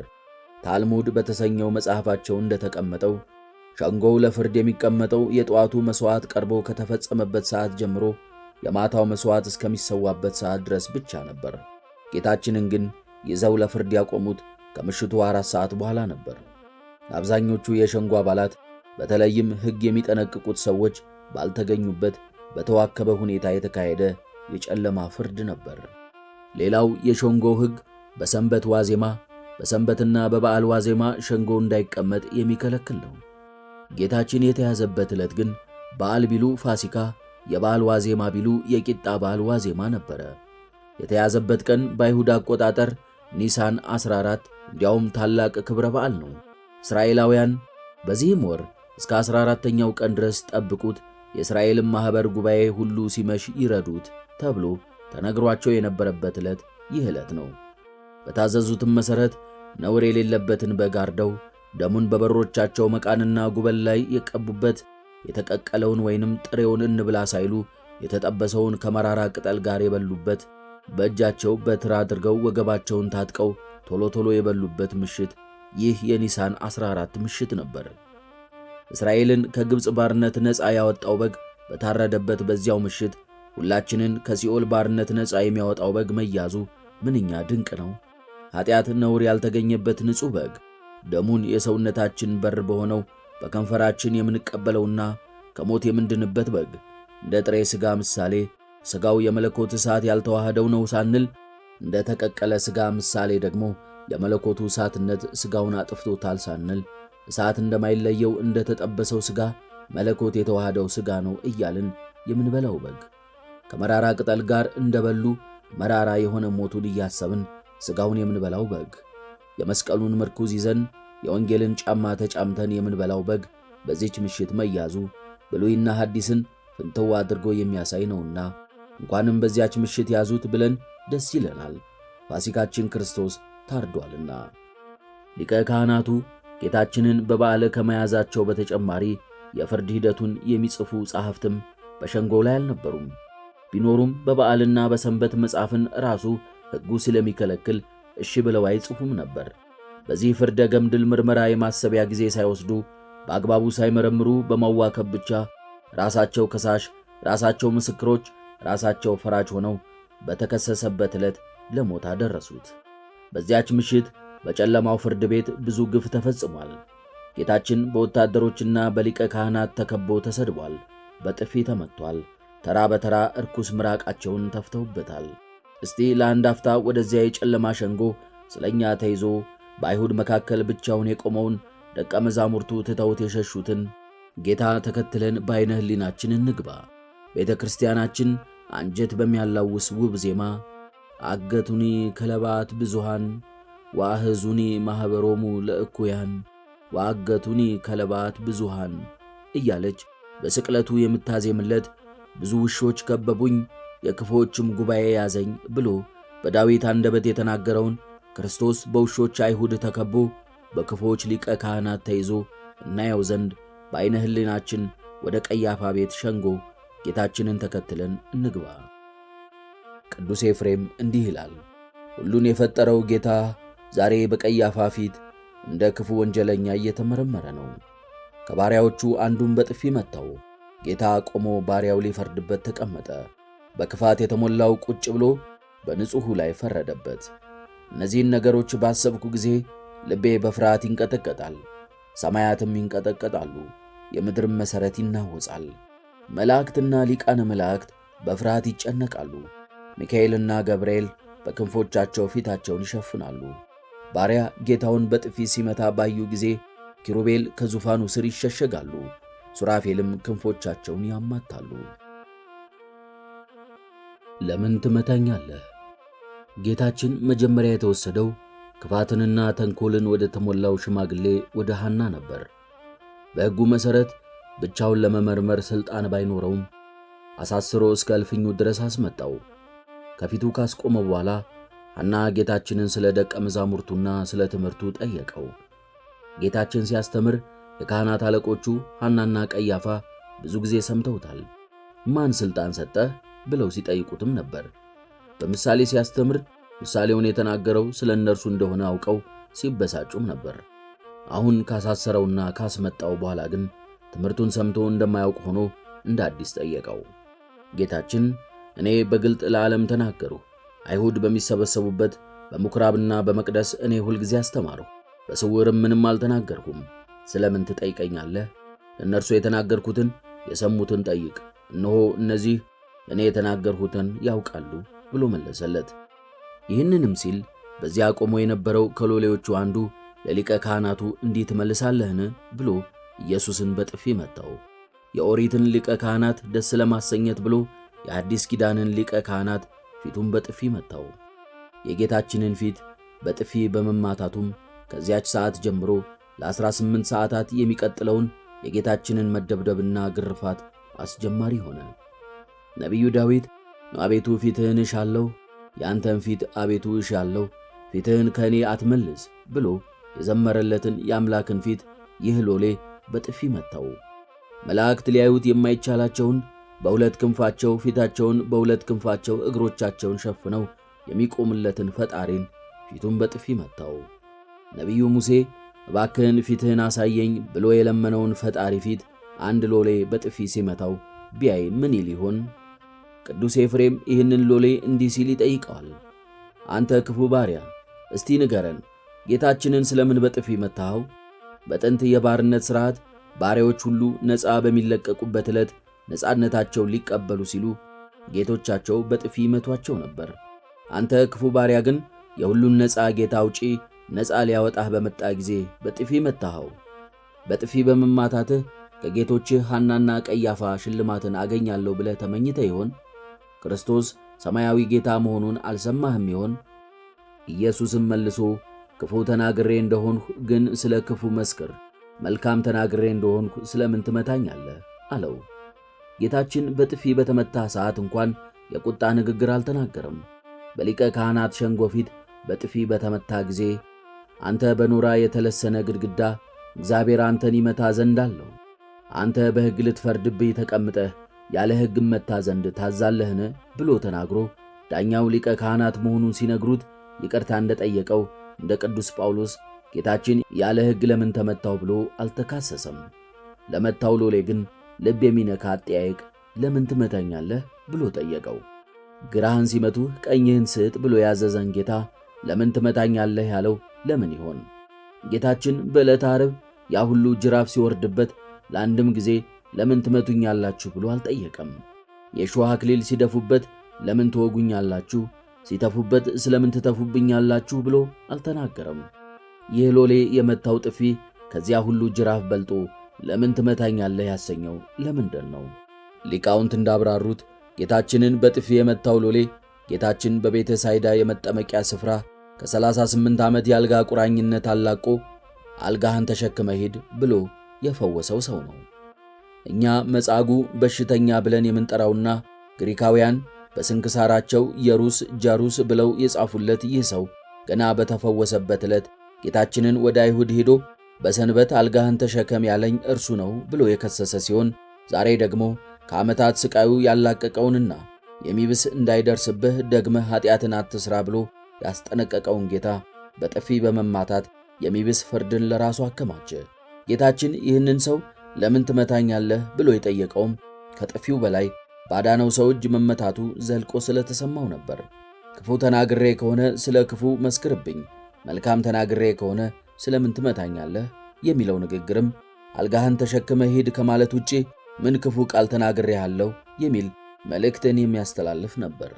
ከዚህ በኋላ ሐና ጌታችንን ለብቻው መመርመሩን ትቶ ራሱም አባል ወደ ሆነበት በዚያው ግቢ ወደሚካሄደው ወደ ቀያፋ ቤት ሸንጎ እንደታሰረ ሰደደው። የጨለማው ፍርድ ቤት። የካህናት አለቆችና ሽማግሎች ሸንጎም ሁሉ እንዲገሉት በኢየሱስ የሐሰት ምስክር ይፈልጉ ነበር፣ አላገኙም። ብዙም የሐሰት ምስክሮች ምንም ቢቀርቡ አላገኙም። በፍርድ ሸንጎ ተቀምጦ ምስክር ፍለጋ ምን አይነት በደል ነው? ካሰሩ በኋላ ማስረጃና ምስክር መፈለግ እንዴት አይነት ግፍ ነው? ስለማያውቁት ነገር እንዲህ ብላችሁ መስክሩ ብሎ የሐሰት ምስክሮችን ማቆምስ እንደምን ያለ ክፋት ነው? በዚህም የሐሰት ምስክሮችና አመፀኞች ተነስተውብኛል የተባለው ትንቢት ተፈጸመ። ያም ሆኖ የተጠሩት ምስክሮችም በሐሰት ሊመሰክሩ ቢመጡም ቃላቸው አልገጣጠም ብሎ አልሆን አለ። በሕገ ኦሪት መሠረት ደግሞ ምስክሮች ቢያንስ ሁለቱ ቃላቸው መስማማት ይኖርበታል። በኋላም ሁለት ቀርበው ይህ ሰው የእግዚአብሔርን ቤተ መቅደስ አፍርሼ በ3 ቀን ልሠራው እችላለሁ ብሎአል አሉ። ውድ አንባቢ፣ እዚህ ላይ ለአፍታ ማንበበውን ያቁሙና ወደ ኋላ ተመልሰው ይህንን የሁለት ሰዎች ምስክርነት ይመዝኑት። በእርግጥ ጌታችን ቤተ መቅደስን አፍርሼ እሠራለሁ ብሎአልን ወይንስ አላለም? እርሶ ቢጠየቁ ምላሾ ምንድን ነው? መልሶ ማለቱንማ ብሏል፣ ግን ብሎ የሚጀምር ሳይሆን አይቀርም። የሚያሳዝነው ግን እኛም እንደ አይሁድ ስላላስተዋልነው እንጂ ጌታችን እንደዚህ የሚል ቃል ፈጽሞ አልተናገረም። የተናገረው ትክክለኛ ቃል እንዲህ የሚል ነበር። ኢየሱስም መልሶ ይህን ቤተ መቅደስ አፍርሱት፣ በ3 ቀን አነሳዋለሁ አላቸው። ወደ ሌላው ማብራሪያ መግባት ሳያስፈልገን ጌታችን ይህንን ቤተ መቅደስ አፍርሱት አለ እንጂ አፈርሰዋለሁ አላለም። ምስክሮቹ የተናገሩት ጨርሶ ያላለውን ነገር ነበር። በማርቆስ ወንጌል እንደምናነበው እንዲያውም በከበቧቸው የካህናት አለቆች የድጋፍ ስሜት ተገፋፍተው የተሠራውን ቤተ መቅደስ አፈርሰዋለሁ፣ በ3 ቀንም ሌላውን በእጅ ያልተሠራውን እሠራለሁ ሲል ሰማ ነው ብለው ጨማምረው ተናግረዋል። የሊቀ ካህናቱ ተንኮል የሚታይበት ሌላው ነገር በተደጋጋሚ ጌታን ሲከሱበት የነበረውን ሰንበትን ሽሯል የሚል ክሳቸውን በማታው ሸንጎ ላይ አለማንሳታቸው ነው። ቅዱስ ዮሐንስ አፈወርቅ እንዳብራራው በሰንበት ጉዳይ ጌታችንን በተናገሩት ጊዜያት ሁሉ ጌታችን ተከራክሮ በተደጋጋሚ ረቶ አፋቸውን አስዘግቷቸው ነበር። ስለዚህ የማያዋጣቸውን ክርክር አላነሱም። ከዚያ ይልቅ የሸንጎውን አባላትን ሊያስቆጣና ስሜት ሊነካ ይችላል ብለው የመረጡት ክስ መቅደሱን አፈርሳለሁ ብሏል የሚለውን ነበር። የኢየሩሳሌምን ከተማ 25 በመቶ የሚሸፍነውን ታላቁን ቤተ መቅደስ አፈርሰዋለሁ ብሏል ማለት ምን ያህል የሰሚዎቹን ቁጣ እንደሚቀሰቅስና እንደሚያስጨክን ስለሚያውቁ ተጠቀሙበት። ነቢዩ ኤርምያስ በዚሁ በቤተ መቅደስ ላይ የጥፋት ትንቢት ተናግረሃል ብለው እንደገደሉ ስለሚታወቅ ፍቱን ማካሰሻ እንደሆነ አምነዋል። ከጌታችንም በኋላ እስጢፋኖስን ለማስገደል የቀረቡት ሐሰት ምስክሮች የተሰጣቸው ክስ የናዝሬቱ ኢየሱስ ይህንን ስፍራ ያፈርሰዋል ይላል የሚል ነበር። ይህ ክስ እንደተሰማ ሊቀ ካህናቱ ጌታችንን እነዚህ ለሚመሰክሩብህ አንድ እንኳን አትመልስምን አለው። ኢየሱስ ግን ዝም አለ። ጌታችን ለምን ዝም አለ ቢሉ መልሱ ስለምንስ ይናገራል ነው። መናገር የሚገባው ሰሚ ባለበት ቦታ ነው። እርሱ ደግሞ ሰሚ ሳይኖር እንኳን አሁን ጥንት ዓለምን ሲፈጥርም አልተናገረም። ብርሃን ይሁን ብሎ ድምፅ አሰምቶ መናገር የጀመረው የሚሰሙ መላእክትን ከፈጠረ በኋላ አልነበረን? በጆሮአቸው እንዳይሰሙ በልባቸው እንዳያስተውሉ ጆሮአቸው ደንቁሯል፣ ዓይናቸውን ጨፍነዋል ተብሎ በነቢዩ ኢሳይያስ ለተነገረላቸው ግፈኞች ስለምን ይናገራል? በየዕለቱ በአደባባይ ሲናገር ሲሰሙት የኖሩትን ነገር ተንኮል ለመስራት ድጋሚ ሲጠይቁት ለምን ይናገራል? ፍትሕ በሌለበት ሸንጎ መናገር ጥቅም የለውም። በሐሰት የቆሙ ምስክሮች እንዲህ በሉ ተብለው ተመክረው ለሚናገሩት ሐሰት ከዝምታ በቀር ምን መልስ አለ? በዚህም ጌታችን በሐሰት ለሚያወሩብን ሁሉ መልስ በመስጠት እንዳንደክም ምሳሌውን ተወልን። ቀያፋ ጌታችን ያሰበው ወጥመድ ውስጥ እንዳልገባለት ሲያውቅ ሌላ አማራጭን ለመጠቀም ሞከረ። አንተ የእግዚአብሔር ልጅ ክርስቶስ የሆንህ እንደሆነ እንድትነግረን በሕያው እግዚአብሔር አምልሃለሁ አለው። አምልሃለሁ ማለት ባጭሩ ሲቀመጥ የእግዚአብሔር ልጅ ክርስቶስ ነኝ ወይም አይደለሁም ብለህ እስቲ ማል የሚል ጥያቄ ነው። ይህ ጥያቄ ተንኮል የተሞላ ወጥመድ ያለበት ነው። እንዳለፉት ጥያቄዎቹ ጌታችን ይህንን ጥያቄ ዝም ብሎ ቢያልፍ በሕያው እግዚአብሔር ስም አምልሃለሁ ተናገር እያለው የሕያው እግዚአብሔርን ስም አቃሎ ዝም አለ ተብሎ ይፈረድበታል። የእግዚአብሔር ልጅ ነኝ ቢል ስለ ድፍረቱ ተብሎ መከሰስ ይችላል። አይደለሁም ቢል ደግሞ በፊት ሲናገር ሰምተነዋል የሚሉ ምስክሮች ይቀርቡና የተናገረውን እንደ ካደ ተደርጎ መከሰስ ይችላል። ባጭሩ ጥያቄው ወጥመድ ነበር። ጌታችን በዚህን ጊዜ መልስ ሰጠ። ፈጽሞ ዝም አላለም፣ ፈጽሞም አልተናገረም። በሚገባው ጊዜ ተናገረ እንጂ። ክርስቶስ የእግዚአብሔር ልጅ። ጌታችን ወደ ሰጠው ምላሽ ከመሄዳችን በፊት በሸንጎ ትክክለኛ አካሄድ የእግዚአብሔር ልጅ ነኝ እና ክርስቶስ መሲህ ነኝ ለሚል አካል ምን ሊደረግ እንደሚገባ እንመልከት። እንደ አይሁድ ሸንጎ አባላት መሲህ በሚነሳበት ጊዜ በእርግጥ ያ ሰው በነቢያት የተነገረለት እውነተኛው መሲህ ስለመሆኑ ወይንም ሐሳዊ መሲህ ስለመሆኑ የማጣራት ሂደትን እንደ መጽሐፍ ታዋቂነታቸው ማከናወን ይገባቸዋል። ክርስቶስ መምጣቱ አስቀድሞ በነቢያት መጽሐፍት የተነገሩትን ትንቢቶች በማገናዘብ ክርስቶስ ነኝ ብሎ የሚነሳን ሰው ማንነት ከቀደሙት ትንቢቶች ጋር ማመሳከርና ነህ ወይም አይደለህም ብሎ መወሰን የሸንጎ ድርሻ ነው። ስለ እውነተኛው ክርስቶስ ማንነት በመጽሐፍት የተጻፉ ግልጽ መስፈርቶች አሉ። የመጀመሪያው ራሳቸው ሊቀ ካህናቱ ሲናገሩት የነበረው መስፈርት በቤተልሔም መወለድ አለበት የሚለው ነው። ንጉሡም ሄሮድስ የካህናትን አለቆች የሕዝቡንም ጻፎች ሁሉ ሰብስቦ ክርስቶስ ወዴት እንደሚወለድ ጠየቃቸው። እነርሱም አንቺ ቤተልሔም የይሁዳ ምድር ከይሁዳ ገዢዎች ከቶ አታንሽም፣ ሕዝቤን የሚጠብቅ መስፍን ከአንቺ ይወጣልና ተብሎ በነቢይ እንዲህ ተጽፏልና በይሁዳ ቤተልሔም ነው አሉት። በዚህ መሠረት ጌታችን እናቱ ለሕዝብ ቆጠራ ከዮሴፍ ጋር ወደ ይሁዳ በሄደችበት ሌሊት በቤተልሔም ግርግም ውስጥ በመወለዱ የመጀመሪያውን የመሲህነቱን ማስረጃ አሳይቷል። ይህንን እውነታ አንዳንዶቹ ሲያውቁ፣ ብዙሃኑ ሊቀ ካህናት ግን ጌታ በገሊላ ናዝሬት ስላደገና የናዝሬቱ ኢየሱስ ተብሎ ይጠራ ስለነበረ ክርስቶስ በውኑ ከገሊላ ይመጣልን? ክርስቶስ ከዳዊት ዘር ዳዊትም ከነበረበት መንደር ከቤተልሔም እንደሚመጣ መጽሐፍ አላለምን? ብለው ክርክር ያነሱ ነበር። ናትናኤል ለሐዋርያነት በተጠራበት ጊዜም ጓደኛው ፊልጶስ ነቢያት ስለ እርሱ የተናገሩለትን የናዝሬቱን ኢየሱስን አግኝተነዋል ብሎ ሲነግረው ከናዝሬት መልካም ነገር ይወጣልን? ብሎ የጠየቀውም ኦሪትን በመማሩ ምክንያት በነቢያት ክርስቶስ ይነሳል የተባለው ከይሁዳ ቤተልሔም እንጂ ከገሊላ ናዝሬት እንዳልሆነ ስለሚያውቅ ነበር። ይህንን አይተን ጌታችን ከገሊላ ናዝሬት የናዝሬቱ ኢየሱስ ተብሎ እስከመጣ ድረስ ትንቢቱን የሚያውቁ አይሁድ ባይቀበሉትም እውነት አላቸው እንዳንል የሰብአ ሰገልን ምስክርነት ሰምተዋል። በዚያ ላይ ስለ መሲሁ በተናገሩት ትንቢቶች ከቤተልሔም ይወለዳል ተብሎ ቢጻፍም መሲሁ ናዝራዊ ይባላል የሚልም ትንቢት ነበረ። ስለዚህ ጌታችን ከቤተልሔም ይወጣል እንደተባለለት በቤተልሔም ተወለደ። በነቢያት ናዝራዊ ይባላል የተባለው ይፈጸም ዘንድ ናዝሬት ወደምትባል ከተማ መጥቶ ኖረ። ሌላው የመሲህነት ማስረጃ ከድንግል መወለድ ነው።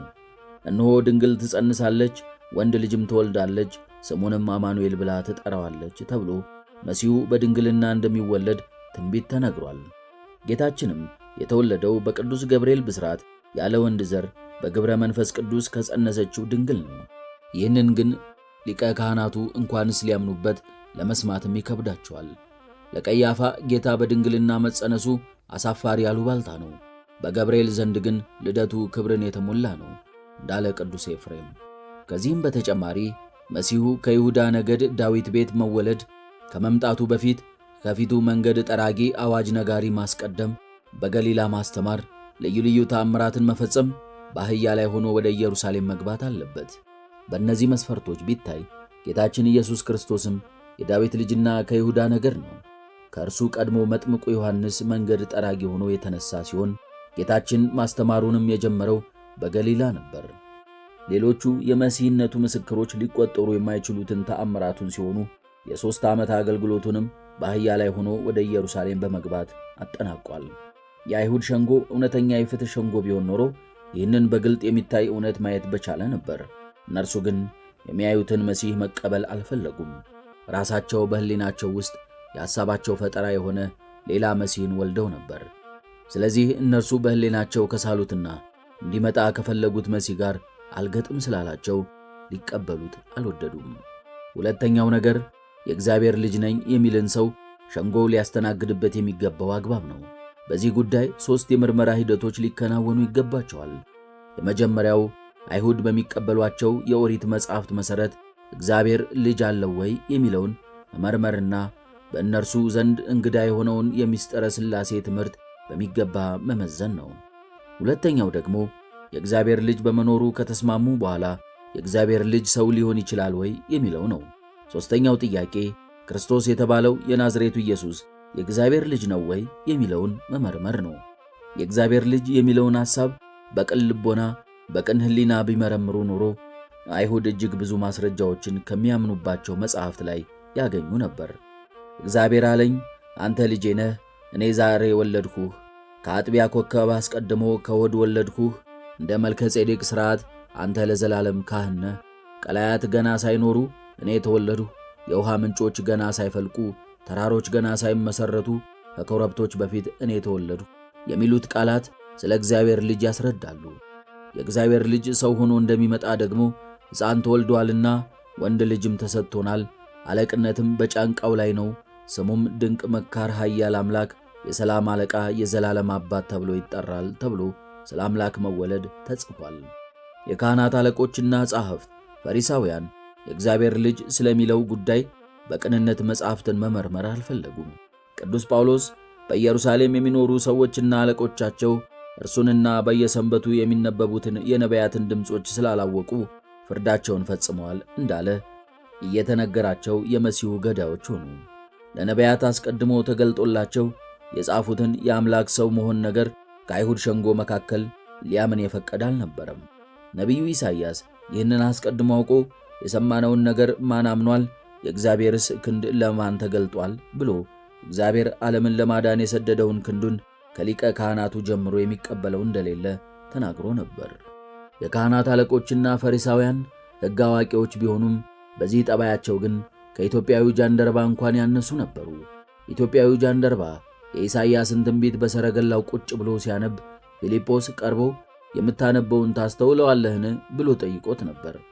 ጃንደረባውም እንደ አይሁድ አለቆች ሳይኮፈስ በትሕትና የሚመራኝ ሳይኖር እንዴት ይቻለኛል? ነቢዩ ይህንን ትንቢት ስለማን ተናግሮታል? ስለ ራሱ ነው ወይንስ ስለ ሌላ? ብሎ ጠይቆ ስለ እግዚአብሔር ልጅና ሰው ስለ መሆኑ ከፊልጶስ ተምሯል። ከዚያም ጃንደረባው ራሱ ሐሳብ አቅርቦ ራሱ ጸሎተ ሃይማኖትን አርቅቆ ኢየሱስ ክርስቶስ የእግዚአብሔር ልጅ እንደሆነ አምናለሁ ብሎ ተጠምቋል። ኢትዮጵያዊ ባኮስ በፊልጶስ ፊት ያሳየውን ትሕትና ሊቃነ ካህናቱ በክርስቶስ ፊት እንኳን ማሳየት አልቻሉም። በዚህም ትሕትና ፊተኞቹ እስራኤላውያን ከኢትዮጵያ ይልቅ በእምነት ኋለኞች ሆኑ። እግዚአብሔር በመካከላቸው በሥጋ ተገልጦ ነበር። ስለ እስራኤልም ላልፈለጉኝ ተገኘው፣ ላልጠየቁኝም ተገለጥሁ፣ ቀኑን ሁሉ በማይታዘዝና ወደሚቃወም ሕዝብ እጆቼን ዘረጋሁ ሲል ተናግሯል። ቀኑን ሁሉ ወደ እስራኤል እጆቹን የዘረጋው እግዚአብሔር ወደ ኢትዮጵያ ግን እጆቹን መዘርጋት አላስፈለገውም። ምክንያቱም ራሷ ኢትዮጵያ እጆቿን ወደ እግዚአብሔር ትዘረጋለችና። በንግሥተ ሳባ አማካኝነት የሰለሞኑን ጥበብ ፈልጋ የገሰገሰችውና በትሕትና የጠየቀችው ኢትዮጵያ አሁን ደግሞ ከሰለሞን ስለሚበልጠው አምላክ በትሕትና በጃንደረባው በኩል ጠይቃ አመነች። እንደ ንግሥተ ሳባ ኢትዮጵያዊ ጃንደረባም በሊቃነ ካህናቱና በፈሪሳውያን ትውልድ ላይ ተነስቶ ሳይፈርድ አይቀር ይሆን? የኢሳይያስን ትንቢት ትርጓሜ ለማወቅ ከፊልጶስ በትሕትና ጠይቋልና። ከፊልጶስ የሚበልጥ ክርስቶስ ግን በዚህ ሸንጎ አለ። አይሁድ የጃንደረባው ትሕትና ቢኖራቸውና የክርስቶስን የእግዚአብሔር ልጅነት አምነው በዚህ ሸንጎ ላይ ቢያውጁ ኖሮ ደግሞ የአይሁድ ሸንጎ ጉባኤ ኒቄያ፣ ሊቀ ካህናቱ ሰለስቱ ምዕት፣ የጉባኤውም ውሳኔ ጸሎተ ሃይማኖት በሆነ ነበር።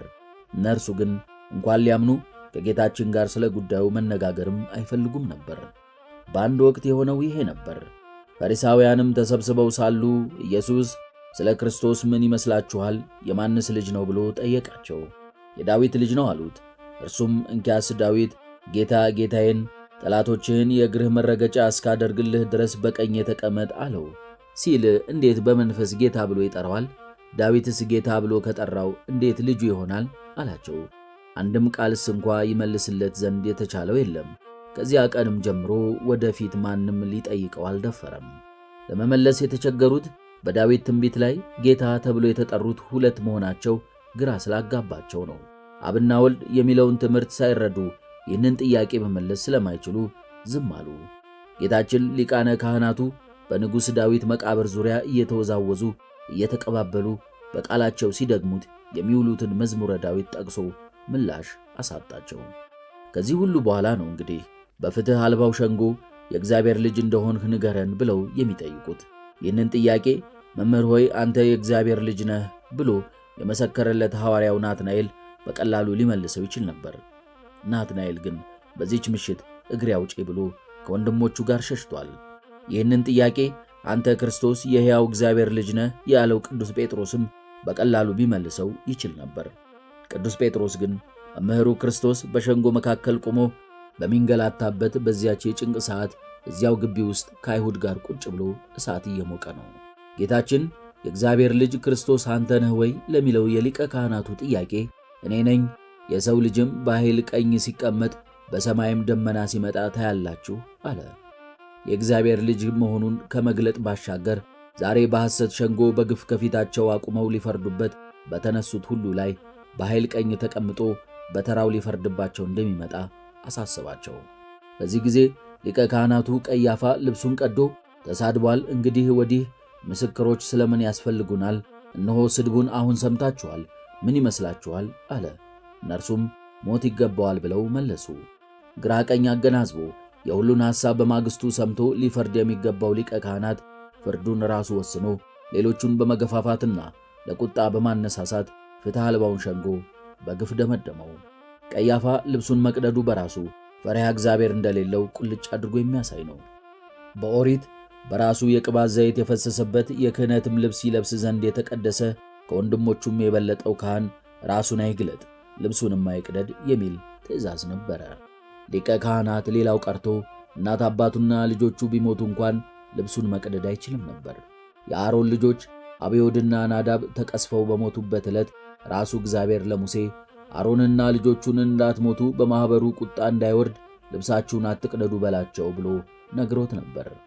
ቀያፋ ግን በጌታችን ላይ ነገር ለማባባስ ብሎ ቀድሞውንም ክብር የማይሰጠውንና በአሕዛብ ሮማውያን ገዢዎች ቤት ተቀምጦ ረክሶ የተሰጠውን ልብሰ ተክህኖ ቀደደው። በዚህ ድርጊቱ የእርሱ ሊቀ ካህናትነት እንዳበቃለትም መሰከረ። የኦሪቱ ሊቀ ካህናት በአዲስ ኪዳኑ ሊቀ ካህናት በኢየሱስ ክርስቶስ ፊት ልብሱን በመቅደድ አገልግሎቱ እንዳበቃ በተግባር አሳየ። ቀያፋ ልብሱን ቀዶ የኦሪት ክህነቴ አለፈች ብሎ እንዳሳየ በማግስቱ ደግሞ የሚያገለግልበት ቤተ መቅደስ በተራው መጋረጃው ተቀዶ የመቅደስነት ክብሩ እንዳበቃ በራሱ አሳይቷል። ብርድ የማይችለው አለት። ቅዱስ ጴጥሮስ በዮሐንስ ረዳትነት ወደ ሊቀ ካህናቱ ግቢ ቢገባም ወደ ሸንጎ ግን ዘልቆ አልገባም ነበር። የነገሩን ፍጻሜ ያይ ዘንድ ወደ ውስጥ ገብቶ ከሎሌዎቹ ጋር ተቀምጦ እሳት ይሞቅ ነበር። መምህሩ ክርስቶስ በሰንሰለት ታስሮ እየተጎተተ በካህናት አለቆችና በፈሪሳውያን ተከቦ ሲንገላታ፣ ተማሪው ጴጥሮስ ከብርድ ራሱን ለመከላከል ከሎሌዎቹ ጋር እሳት እየሞቀ ነው። ወደ ወህኒም ወደ ሞትም ካንተ ጋር ለመሄድ የተዘጋጀሁ ነኝ ብሎ የነበረው ጴጥሮስ በዚያች ምሽት ግን የሄደው ከጌታ ጋር ሳይሆን ከሊቀ ካህናቱ ሎሌዎች ጋር ነበር። በምድር ላይ እሳትን ልጥል መጣሁ ያለውን የመምህሩን የክርስቶስን የወንጌሉን እሳት ለ3 ዓመታት ሲሞቅ የኖረው ጴጥሮስ በዚያች ምሽት ግን ጊዜያዊ ምቾትን ፈልጎ የአይሁድን እሳት ለመሞቅ ቁጭ አለ። መቼም በሕይወታችን ውስጥ ከእግዚአብሔር ጋር የምንጣላው ለሥጋዊ ደስታችን ስንል በምንጠጋቸው አንዳንድ እሳቶች ምክንያት ነው። አይነቱ ይለያይ ይሆናል እንጂ እያንዳንዳችን ደስታን ፍለጋ ከእግዚአብሔር ርቀን የምንጠጋው የየራሳችን አንድ እሳት አለን። ጴጥሮስም ያደረገው ይህንን ነበር። ጴጥሮስ በዚያ ጨለማ ወደ እሳቱ በመጠጋቱ የእሳቱ ብርሃን ፊቱ በደንብ እንዲታይ ያደረገበት። ለምቾት የተጠጋው እሳት አጋለጠው። በብርሃኑ በኩል ተቀምጦ ሳለ አንዲት ገረድ አየችውና ትኩር ብላ ይህ ከእርሱ ጋር ነበረ አለች። ልብ አድርጉ፣ የጴጥሮስ እምነት የተፈተነው በሴት ነበር። 2 ጊዜም የተፍረከረከው ሰይፍ ባልታጠቁ ጉልበት በሌላቸው ሴቶች ነበር። ሰይፍንና የጦር ዕቃን ያላየው ጴጥሮስ በወንድ እንኳን ሳይሆን በሴት ምክንያት እንዴት ካደ? ፍጹም ፍርሃትና ድንጋጤ ይዞታልና የካደውም አንድ ጊዜ በወንዶች ምክንያት ሲሆን 2 ጊዜ ግን በሴቶች ምክንያት ነበር ይላሉ ሊቃውንት። ያስካደችው ሴት በዚያ ግቢ ያላት የሥራ ድርሻ ገረድነት ብቻ ነው። በትናገር ተሰሚነት ያላት ባለሥልጣን አይደለችም። ጴጥሮስን ግን አስደነገጠችው። ሊቁ ርቱ ሃይማኖት በጴጥሮስ ድንጋጤ ተደንቆ ይጠይቃል። ቁመቷ 2 ክንድ በማይሆን በዚያች አገልጋይ ፊት እንዴት ደነግጥ ዘንድ በዚህች ሌሊት በአንተ ላይ የወረደው ምንድን ነው? ሴቶች በጌታ መከራ ወቅት ምን ድርሻ ነበራቸው ቢባል ሐዋርያውን ማስካዳቸው ነበር። ለዚህ ጴጥሮስ በፍርሃት ሆኖ የምትይውን አላውቀውም አላስተውልምም ብሎ ጥያቄውም ጭምር እንዳልገባው አድርጎ ካደ። ይህንን ተከትሎ ዶሮ ለመጀመሪያ ጊዜ ጮኸ። ጴጥሮስ ግን የመጀመሪያው የዶሮ ጩኸት አልተሰማውም። ለሁለተኛ ጊዜ ሌላይቱ ገረድ አይታው ይህ ከኢየሱስ ጋር ነበረ አለች። ለሌሎችም ሰዎች ተናገረች። ወታደሮቹም ቃሏን ሰምተው በአንድነት ሆነው አንተ ከደቀ መዛሙርቱ አንዱ አይደለህም ብለው በመወትወት አስጨነቁት። ጴጥሮስ በዚህ አስፈሪ ሁኔታ ውስጥ ለሁለተኛ ጊዜ አይደለሁም ብሎ ካደ። ከአንድ ሰዓት ቆይታ በኋላ ግን ጴጥሮስ ሁሉ ነገር ተረሳልኝ ብሎ ተረጋግቶ በተቀመጠበት ትልቅ አደጋ ላይ ሊጥለው የሚችል ነገር ተከሰተ። ጠያቂዎቹ የአነጋገር ቃናውን አይተው ከገሊላ የመጣ የገጠር ሰው መሆኑንና የናዝሬት ገሊላው ኢየሱስ ደቀ መዛሙርትም አብዛኞቹ የገሊላ ሰዎች መሆናቸውን አስተዋሉ። ይህ ሳያበቃ ጴጥሮስ በጌቴሰማኒ አትክልት መካከል ጆሮውን የቆረጠው የሊቀ ካህናቱ ባሪያ የማልኮስ ዘመድ የሆነ ሰው በአትክልቱ ከእርሱ ጋር አይቼህ አልነበረምን ብሎ አፋጠጠው። አሁን ነገሩ እየከፋ ነው። ስለዚህ ጴጥሮስ የጌታ ደቀ መዝሙር አለመሆኑንና ጌታን ጨርሶ እንደማያውቀው ለማሳመን የተቻለውን ያህል መታገል ጀመረ። የምትሉትን ሰውዬ አላውቀውም በማለት ይራገምና ይምል ጀመር።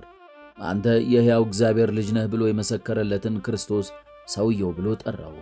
ሊቁ ቅዱስ አምብሮስ ስለ አምላክነቱ የእግዚአብሔር ልጅ ብሎ መስክሮለት፣ ስለ ሰውነቱ ግን ሰውየውን አላውቀውም ብሎ ካደ ሲል አብራርቶታል።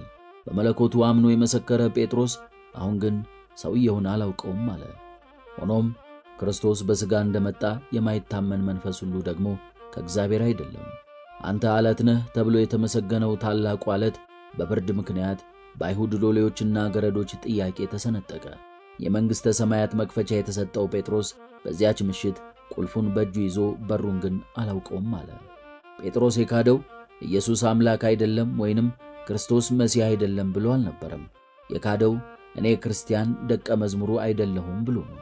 ብዙ ሰማዕት እኔ ክርስቲያን ነኝ በማለታቸው መከራን ተቀብለው ሞተዋል። ጴጥሮስ ግን በዚያች ምሽት የክርስቶስ ተከታይ መሆኑን በፊታቸው ለመግለጥ ፈራ። የጴጥሮስ መካድ ዲናያል እንደ ይሁዳ መክዳት ቢትራያል ከክፋት የመነጨ አልነበረም። ይሁዳ ምንም ጫና ሳይደርስበት አስቦ አቅዶ ጌታውን ከልቡ የካደ ሲሆን፣ ጴጥሮስ ግን ምንም እንኳን በአፍም በልብም መካድ ያው መካድ ቢሆንም እንኳን የካደው በአፉ ብቻ መሆኑ ሊዘነጋ አይገባም። ብላቴን ጌታ ሕሩይ ወልደ ሥላሴ ዜና ሐዋርያት ላይ ስለዚህ ሲያብራሩ ቅዱስ ጴጥሮስ ጌታውን ካደ ስንል የተለመደ ቋንቋ ስለሆነ ነው እንጂ ጥሩ ቋንቋ አይደለም። ቅዱስ ጴጥሮስ ሥጋውና ነፍሱ በጽኑ መጋደል ተጋድለው ስለ ፍርሃት ሥጋው ድል በመሆኑ ጌታውን አላውቀውም ብሎ በአፉ ብቻ ተናገረ እንጂ ጌታው መሆኑንና የእግዚአብሔር ልጅ መሆኑን አልካደም። ስለዚህ ፈራ፣ ተርበደበደ፣ ዘላበደ፣ አታለለ ማለት ይበቃ ነበር እንጂ ካደ ለማለት አያደርስም ብለዋል። ከእርሳቸው አስቀድሞም ታላቁ ቅዱስ ባስልዮስም እንደ ጴጥሮስ ያሉትን ከይሁዳ አይነቶቹ ሲለይ በድካም የወደቁና በክፋት የወደቁ ብሎ ለሁለት ወገን ከፍሏቸዋል። የሚያስገርመው ጴጥሮስ በፍርሃት ውስጥ ሆኖ ሰውየውን አላውቀውም ሲል ይምልና ይራገም ነበር። እንግዲህ መሐላው ሕያው እግዚአብሔርን ሰውየውን አላውቀውም ማለት ሲሆን፣ እርግማኑ ደግሞ ሰውየውን አውቀው እንደሆነ እንዲህ ያድርግብኝ እንዲህ ይጨምርብኝ ማለት ነው። የሕያው እግዚአብሔርን ስም እየጠሩ የሕያው እግዚአብሔርን ልጅ መካድ ምንኛ ከባድ ነው። ኃጢአትና የክህደት መንገድ አንዴ ከተጀመረ እየባሰ እየጨመረ የሚሄድ መሆኑን በዚህ መረዳት ይቻላል። ኢየሱስም ዘወር ብሎ ተመለከተው። ጴጥሮስ ጌታውን ለሦስተኛ በካደበት ጊዜ ጌታችን ከሸንጎ ታስሮ ወደሚያድርበት ወደ ምድር ቤት እየተወሰደ ነበር። ጴጥሮስ ሰውየውን አላውቀውም እያለ ሲምልና ሲገዘት ያን ጊዜ ዶሮ ጮኸ። ጌታም ዘወር ብሎ ጴጥሮስን ተመለከተው።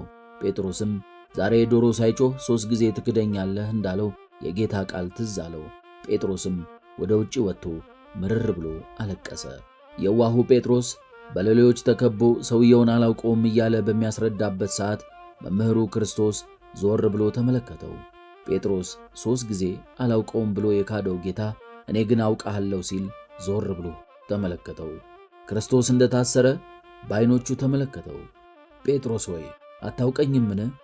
በገሊላ ባህር ዓሣ ስታጠምድ የጠራሁህ፣ በባህር ላይ እንድትራመድ ያደረግኩህ፣ ከዓሣው ሆድ ውስጥ ገንዘብ አውጥተህ ለእኔና ለአንተ ግብር ክፈል ያልኩህ፣ ከሰዓታት በፊት እግርህን ያጠብኩህ እኔን አታውቀኝም? የሚሉ ዓይኖች ጴጥሮስን ተመለከቱት። ጴጥሮስ በካደበት በዚያች ቅጽበት የጌታን ዓይኑን ሲመለከት ምን ተሰምቶት ይሆን? እስከ ልብ ድረስ ዘልቀው የሚያዩት አምላካዊ ዓይኖች ለዚህ ሐዋርያ ምን መልእክትን ተናግረው ይሆን? ይህን ሐዋርያ አግኝቶ ማን ጠይቆት በነገረን? እሱ ያየውን ጌታ ከ3 ጊዜ አልፈን 3000 ጊዜ በኃጢአታችን ለካድነው ለእኛ ማን ጠይቆ በነገረን? እንደ ጴጥሮስ ስንክደው ዘወትር የሚያየንን ጌታ ማየት ለተሳነን ለእኛ የጌታን የዓይኑን መልእክት ማን ጠይቆ በነገረን? ጴጥሮስ የጌታን ዓይን ባየበት ቅጽበት ልቡ ድረስ የሚወጋው በሐዘን የሚያቃጥለው ጸጸት ተሰማው። የጌታ ዓይኖች በቁጣ የተሞሉ አልነበሩም። ጴጥሮስን ግን በጸጸት ጦር ልቡን የሚወጉት ሆኑ። ቀድሞ ያልተሰማው የዶሮ ጩኸት አሁን ዘልቆ ተሰማው። ሌሎች ቢክዱህ እኔ አልክድህም ብሎ ተናግሮ 3 ጊዜ መካዱን አሰበ። ከሁሉ ይልቅ ስወደው ከሁሉ ቀድሜ ክደው ብሎ ተንገበገበ።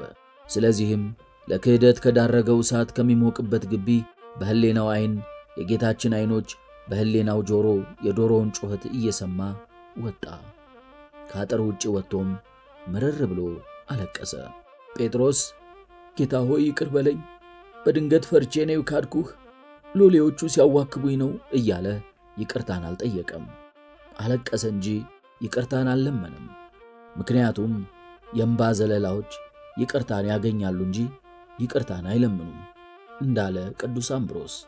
ስለዚህ የዋሁ ጴጥሮስ ቃል ሳይተነፍስ በጨለማ ውስጥ ብቻውን ምርር ብሎ አለቀሰ። ጌታ አይቶታልና ስለ በደሉ ምርር ብሎ አለቀሰ። ጌታችን ሆይ ወደ እኛም ተመልከት፣ ስለ ኃጢአታችንም እንድናለቅስ አድርገን ይላል ሊቁ አክሎ። እንባ እርግጥም ኃይል አለው። የሰው ልጅ ኃያሉን እግዚአብሔር የሚያሸንፈው በእንባው ነው። እግዚአብሔር የሚያለቅሱ ዓይኖች ላይ አይጨክንም። በፍጹም ጸጸት የምታለቅስን ነፍስ አይቶ እግዚአብሔር አውከውኛልና ዓይኖችሽን ከእኔ መልሺ ይላል። ስለዚህ እንዲህ ዓይነቱን እንባ ለማፍሰስ በጌታችን ዓይን መታየት ይፈልጋል። ጴጥሮስ በእንባ ውሃ ክህደቱን አጠበው። ይህንን እንባ እንዲሰጠን በአባቶቻችንና በእናቶቻችን እንባ በራሰው የቤተ ክርስቲያን ቅጽር ውስጥ ተሰብስበን ወደ ጴጥሮስ አምላክ እንዲህ እያለን በዘወትር ጸሎታችን ላይ እንጮኻለን። አቤቱ በደሌንና ነውሬን የሚያጥብ እንባ ስጠኝ። አቤቱ አንተን የሚያገለግል እንባን ስጠኝ። አቤቱ የሚያቃጥል እንባን ስጠኝ። አቤቱ ከዓይኔ ፈሶ የአካሌን እድፍ የሚያጥብልኝን እንባ ስጠኝ። የተጸጸቱ ሰዎችን እንባ የምትቀበል ጌታ ሆይ አንተ የተቀበልከውን ጽኑ ለቅሶ እንዳለቀሰ እንደ ጴጥሮስ ያለ እንባን ስጠኝ። አቤቱ እንደ ባሕር በምትፈስ እንባ እጠበኝ፣ የማያቋርጥ የእንባን ጎርፍ አፍስስልኝ። ውዳሴ አምላክ ዘእሁድ። ለንስሐ የሚቀሰቅስ ዶሮ። ጴጥሮስን ለታላቅ ንስሐ የቀሰቀሰው የዶሮ ጩኸት ነበር። የቤተ ክርስቲያን ታሪክ ጸሐፊዎች እንደሚነግሩን ቅዱስ ጴጥሮስ በሕይወት ዘመኑ ሁሉ የዶሮ ጩኸት ሲሰማ ያለቅስ ነበር። የዶሮ ጩኸት ሲሰማ ጌታውን የካደባት ምሽትና ዞር ብለው ያዩት የክርስቶስ ዓይኖች በሕሊናው እየተመላለሱበት ጴጥሮስ ያለቅስ ነበረ። አስቀድመን እንዳየነው ዶሮው የጮኸው 2 ጊዜ ሲሆን ጴጥሮስ የሰማው የኋለኛውን ጩኸት ነው። የኋለኛው ጩኸት የተለመደው የዶሮ ጩኸት ሰዓት ሲሆን የመጀመሪያው ጩኸት ግን በፈጣሪ ትእዛዝ የሆነ ጴጥሮስን ከክፉ መንገድ ለመመለስ የበለዓምን አህያ ያናገረ አምላክ ያቀረበለት ማንቂያ ነበረ። እናም ቅዱስ ጴጥሮስን የማይናገረው እንስሳ ስለ ሥራው ይዘልፈው ዘንድ ነቅቶ ጮኸ። የዶሮ ጩኸት ጴጥሮስን ለንስሐ በቃው የሚለው ታሪክ ከዶሮ ጩኸት አልፎ እልፍ ሰባኪያን ንስሐ ግቡ እያሉ ሲጮኹ እየሰማን ምንም ለማይመስለን ለኛ ለልበ ደንዳኖች መልእክቱ ምን ይሆን? የዶሮዎቹን ጩኸት ሰምቶ በመመለስ ፈንታ የዶሮዎቹን ያጯጯ ስልት እያወዳደረን ሰባኪያንን ለምናማርጥ ለኛ መልእክቱ በርግጥ ምን ይሆን? በርግጥ የዶሮው ምድል የሚያስቀና ነው። አንድ ጊዜ ጮሆ የወደቀውን ጴጥሮስ እንዲነሳ መቀስቀስ መቻሉ የታደለ ሰባኪ ያደርገዋል። ብዙ ጊዜ ስንጮህ ውለን አንድ ሰው ለንስሐ ማብቃት ላልቻልን ሰባኪያን ይህ ዶሮ ምንኛ የሚያስቀና ነው። ለነገሩ በልማዱ ዶሮ ጮሆ ሌሎቹን ከማስነሳቱ በፊት እሱ ተነስቶ ክንፉን እያርገበገበ ከፍ ከፍ ይላል። እኛ ግን ራሳችን በኃጢአት ተኝተን ሌላውን ለንስሐ ለመቀስቀስ የምንሞክር እንቅልፋም ዶሮዎች ስለሆንን በጩኸታችን የረበሽነው እንጂ የቀሰቀስነው ሰው የለም። ኦርቶዶክሳውያን ሊቃውንት ጴጥሮስን የቀሰቀሰውን ዶሮ በመንፈሳዊ ዓይናቸው ተመልክተው አራቀው አስተምረውበታል። ከዚህ ዶሮ ጋር የተያዘ የተአምራት ታሪኮችም እንደተፈጸሙ የሚያስረዱ መጻሕፍትና በዚህ ዶሮ ዙሪያ የሚሽከረከሩ ቅኔዎች፣ ትምህርቶችና ተግሳጾችም በቤተ ክርስቲያናችን ሞልተዋል። ቅዱስ አውገስጢኖስ የጴጥሮስን 3 ጊዜ መካድ በጌታ ላይ በየዘመናቱ የሚነሱ 3 ክህደቶች ምሳሌ አድርጎ ያስተማረ ሲሆን 3ቱ ክህደቶችም በጌታችን በሰውነቱ ላይ፣ በአምላክነቱ በመለኮቱ ላይና በሁለቱም በተዋህዶ ላይ የሚነሱ ጥርጣሬዎች መሆናቸውን አብራርቷል። ጴጥሮስን ያስካዱትን ሰዎች ማንነትም ሊቃውንቱ በሌላ መነጽር አስተውለውታል። ጴጥሮስን መጀመሪያ ያስካዳችው አይሁዳዊት ገረድ ስትሆን፣ ሁለተኛ ደግሞ ሌላዋን ሴት ተከትለውም ቢሆን ሮማውያን ወታደሮች ናቸው። ለሦስተኛ ጊዜ ያስካዱት ደግሞ ለአንድ ሰዓት ያህል አምኗቸው እንደ ወዳጅ ያያቸው ካጠገባቸው የተቀመጣቸው ሰዎች ናቸው። የቤተ ክርስቲያን ታሪክን ብንመረምርም ቤተ ክርስቲያንን የፈተኗት 3 ወገኖች ናቸው። የመጀመሪያዎቹ ፈተናዎቿ አይሁድ ነበሩ። ሁለተኞቹ ደግሞ ብዙ ግድያንና ስቃይን ያፈራረቁባት ፈታኞቿ ሮማውያን ባለሥልጣናትና እንደ ኔሮን ያሉ ነገሥታት ነበሩ። ከነዚህ ሁሉ አረፍኩ ብላ ተረጋግታ ስትቀመጥ ደግሞ አብረዋት የኖሩት የውስጥ ጠላቶቿ ወዳጅ መስለው ጠላት የሆኑ መናፍቃን ተነስተው ፈተና ሆነውባታል። ጴጥሮስን ለንስሐ የቀሰቀሰው ዶሮም በሊቃውንት ዓይን የእግዚአብሔር መንፈስ ቅዱስ ምሳሌ ነው። በእርግጥም እግዚአብሔር በመጽሐፍ ቅዱስ ራሱን በዶሮ በወፍ በንስር እየመሰለ ይናገራል። ኢየሩሳሌም ሆይ ዶሮ ጫጩቶቿን ከክንፎቿ በታች እንደምትሰበስብ ልጆችሽን እሰበስብ ዘንድ ስንት ጊዜ ወደድሁ አልወደዳችሁም ብሎ ራሱን በዶሮና በጫጩት መስሎ ተናግሯል።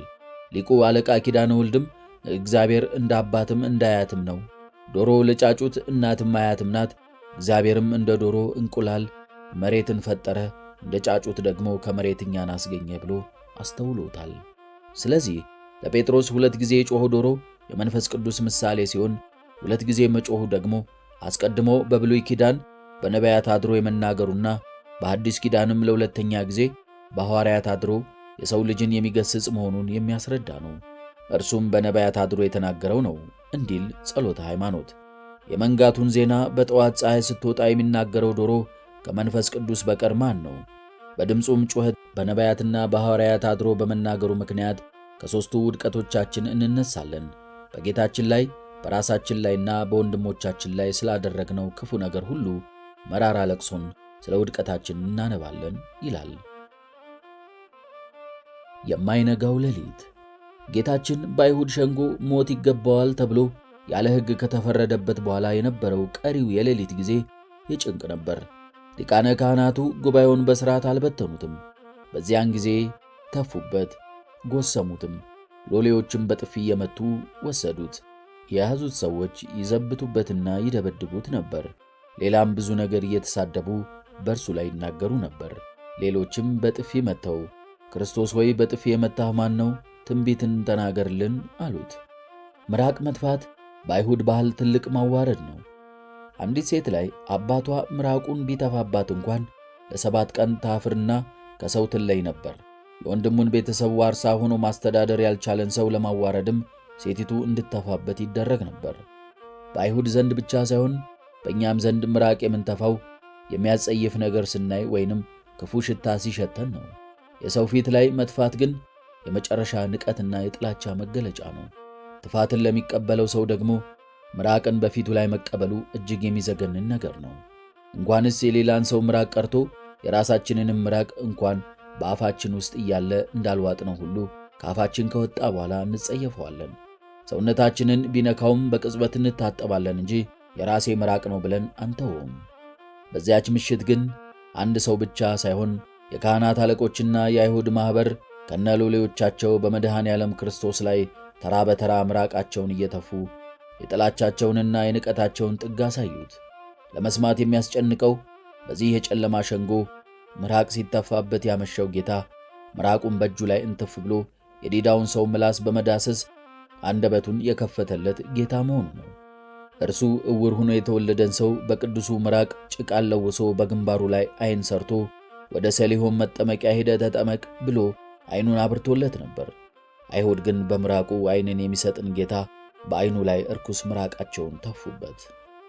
ጌታችን የዕውሩን ዓይን በምራቁ ባበራበት ዕለት እንኳን በመሬት ላይ አጎንብሶ እንትፋለ እንጂ ላድነው ነው ብሎ በዕውሩ ፊት ላይ አልተፋበትም።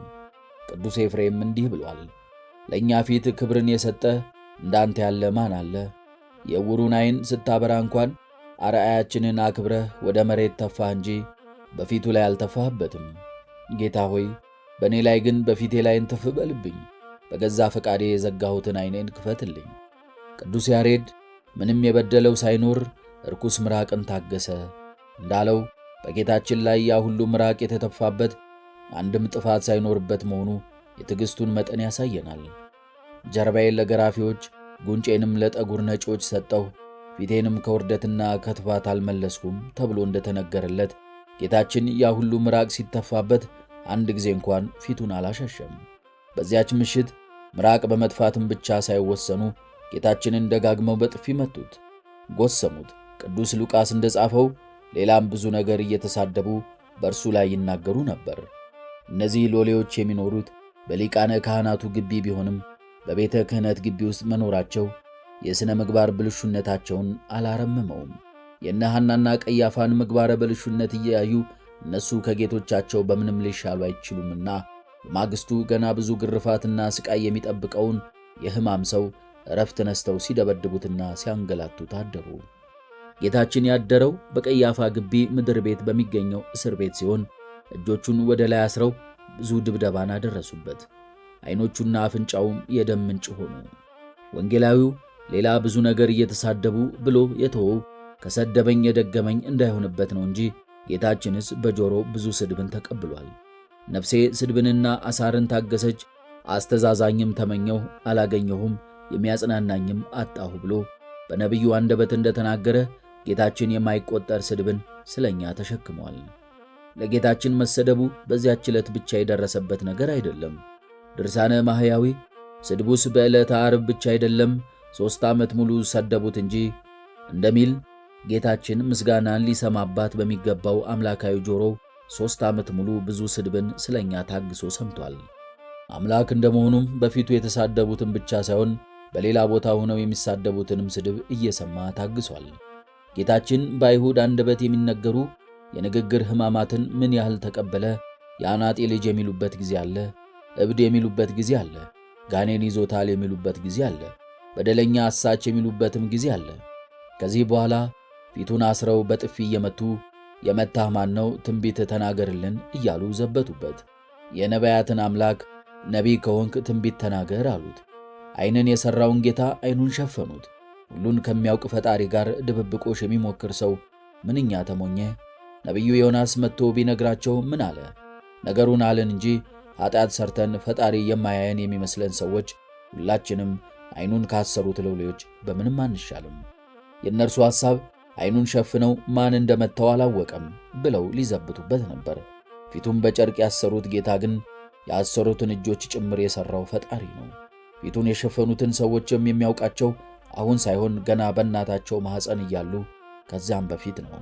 አስቀድሞ ከሆድ ሳልሠራህ አውቄሃለሁ እንዳለ ነቢዩም ያልተሠራ አካሌን ዓይኖችህ አዩ ብሎ እንደመሰከረለት ሁሉንም ከጽንስ ጀምሮ ያውቃቸዋል። ቅዱስ ጴጥሮስ ከእንባው በኋላ ጴጥሮስ መራራ ለቅሶን ካለቀሰና ከተመለሰ በኋላ ለንስሐ የሚገባ ፍሬ የተሞላበትን ሕይወት ኖሯል። ጌታችን ለ3 ጊዜ እንደሚክደው በነገረው ሰዓት አንተም በተመለስ ጊዜ ወንድሞችህን አጽና ብሎት ነበር። ቅዱስ ጴጥሮስ በመራራ ለቅሶ ወደ ጌታው በጸጸት ከተመለሰ በኋላ ጌታችን ንስሐውን እንደተቀበለለት ያሳየው ከሞት እንደተነሳ ነበር። ጌታችን ወደ መቃብሩ ለመጡት ሴቶች በመላእክቱ በኩል በተናገረው መልእክትም ሂዱና ለደቀ መዛሙርቱ ለጴጥሮስም ጌታ በገሊላ ይቀድማችኋል ብላችሁ ንገሯቸው በማለት በትንሣኤው ደስታ ላይ ክጄዋለሁ ብሎ ተስፋ ቆርጦ ከደቀ መዛሙርቱ እንዳይለይ ጴጥሮስም በስም ጠቅሶ ጠርቶታል። በገሊላ ባህር ጌታችን በተገለጠላቸው ጊዜም የዮናና ልጅ ስምዖን ሆይ ከሁሉ ይልቅ ትወደኛለህን ብሎ ከወቀሳ ይልቅ ርኅራኄን በተሞላ ቃል በማነጋገር 3 የካደውን ጴጥሮስ 3 ጊዜ አሳምኖታል። ልቡ በጸጸት የተሰበረው ጴጥሮስም እንኳን እንደ በፊቱ ከወንድሞቼ እበልጣለሁ ሊል ቀርቶ ጌታ ሆይ እወድሃለሁ ለማለት እንኳን ድፍረት አጥቶ እንደምወድህ አንተ ታውቃለህ ብሎታል። ቅዱስ ጴጥሮስ በንስሐ ከተመለሰ በኋላ ከሁሉ ይልቅ እኔ ማለትን ትቶ እርስ በራሳችሁ እየተዋደዳችሁ ትሑታንና ትሕትናን እንደ ልብስ ታጠቁ የሚል የትሕትና መምህር ሆነ። በአንዲት አይሁዳዊት ገረድ ፊት ፈርቶ ስለ ካደው ጌታው በብዙ ሕዝብ ፊት መስክሮ በአንድ ቀን 3000 ሰዎችን ክርስቲያን አደረገ። ጌታችን ከወደቀበት ጭቃ ላይ አንስቶ እንደ ዕንቁ ወልውሎ አክብሮ በበጎች ላይ የሾመው ጴጥሮስ እስከ ሽምግልናው ድረስ ያለመታከት አደራውን በመወጣት ሐሙስ ምሽት ለበደለው በደል በብዙ ትጋት ካሰ። ንጉሥ ዳዊት ከፊትህ አትጣለኝ፣ ቅዱስ መንፈስህን ከእኔ ላይ አትውሰድብኝ ብሎ በጸጸት ከጸለየ በኋላ ለሕግ ተላላፊዎች መንገድህን አስተምራለሁ፣ ኀጢአተኞችም ወደ አንተ ይመለሳሉ እንዳለ ጴጥሮስም ከንስሐው በኋላ ወንድሞችህን አጽና የተባለውን አደራ ያለመታከት ጠብቆ ብዙ ኀጢአተኞችን ወደ እግዚአብሔር መለሰ። ቅዱስ ጴጥሮስ የአገልግሎቱን ፍጻሜ ያደረገው በሮማ አደባባይ በሮማውያን ወታደሮች ተከቦ ነበር። ጌታችን እውነት እውነት እልሃለሁ አንተ ጎልማሳ ሳለህ ወገብህን በገዛ ራስህ ታጥቀህ ወደምትወደው ትሄድ ነበር። ነገር ግን በሸመገልክ ጊዜ እጆችህን ትዘረጋለህ፣ ሌላውም ያስታጥቅሃል፣ ወደ ማትወደውም ይወስድሃል ብሎ ነግሮት ነበር። ስለዚህ የቄሳር ወታደሮች ሽማግሌውን ጴጥሮስ እጆቹን አስዘረጉት፣ ሰንሰለትን አስታጥቀው እየጎተቱ ወደ ሮም አደባባይ ወሰዱት። በዚያች ቀን ጴጥሮስ የሮምን ወታደሮች አልፈራም፣ እሳት ለመሞቅም ወደ ማንም አልተጠጋም። ሐሙስ ማታ ያየውን የጌታውን ፊት ወደ ሰማዕትነት ሲመጣም ያየውን የጌታን ፊት በዓይነ ሕሊናው እያየ ጌታ ሆይ ዛሬስ አልክድህም ብሎ ተነሣ። ወደ አደባባዩ እንደደረሱ ሮማውያን እንደለመዱት በመስቀል ሊሰቅሉት መስቀል አዘጋጅተው ተመለከተ። ጴጥሮስ ግን አይሆንም፣ ጌታዬ በተሰቀለበት መስቀል ላይ እኔ ልሰቀል አይገባኝም አለ። ለሮማውያን መስቀሉ ባዶ እንጨት ቢሆንም እንደ ጴጥሮስ ላለ ክርስቲያን ግን አሁንም ክርስቶስ በዚያ መስቀል ላይ እንደተሰቀለ ሆኖ ተስሏል። ስለዚህ በዚያው መስቀል ላይ ጭንቅላቱን ወደ ታች ዘቅዝቀው ይሰቅሉት ዘንድ ለመናቸው። እነርሱም የፈቃዱን አደረጉለት። ሽማግሌው ቅዱስ ጴጥሮስ በሮም ቫቲካን አደባባይ ላይ ተዘቅዝቆ ዕርቃኑን ተሰቀለ። የዮና ልጅ ስምዖን ሆይ ትወደኛለህን ለሚለው የጌታው ጥያቄም በዚያች ዕለት መልስ ሰጠ። በረከቱ ይደርብን። አትሮኖስ ቅዱሳት መጻሕፍትን በድምፅ ያንብቡ።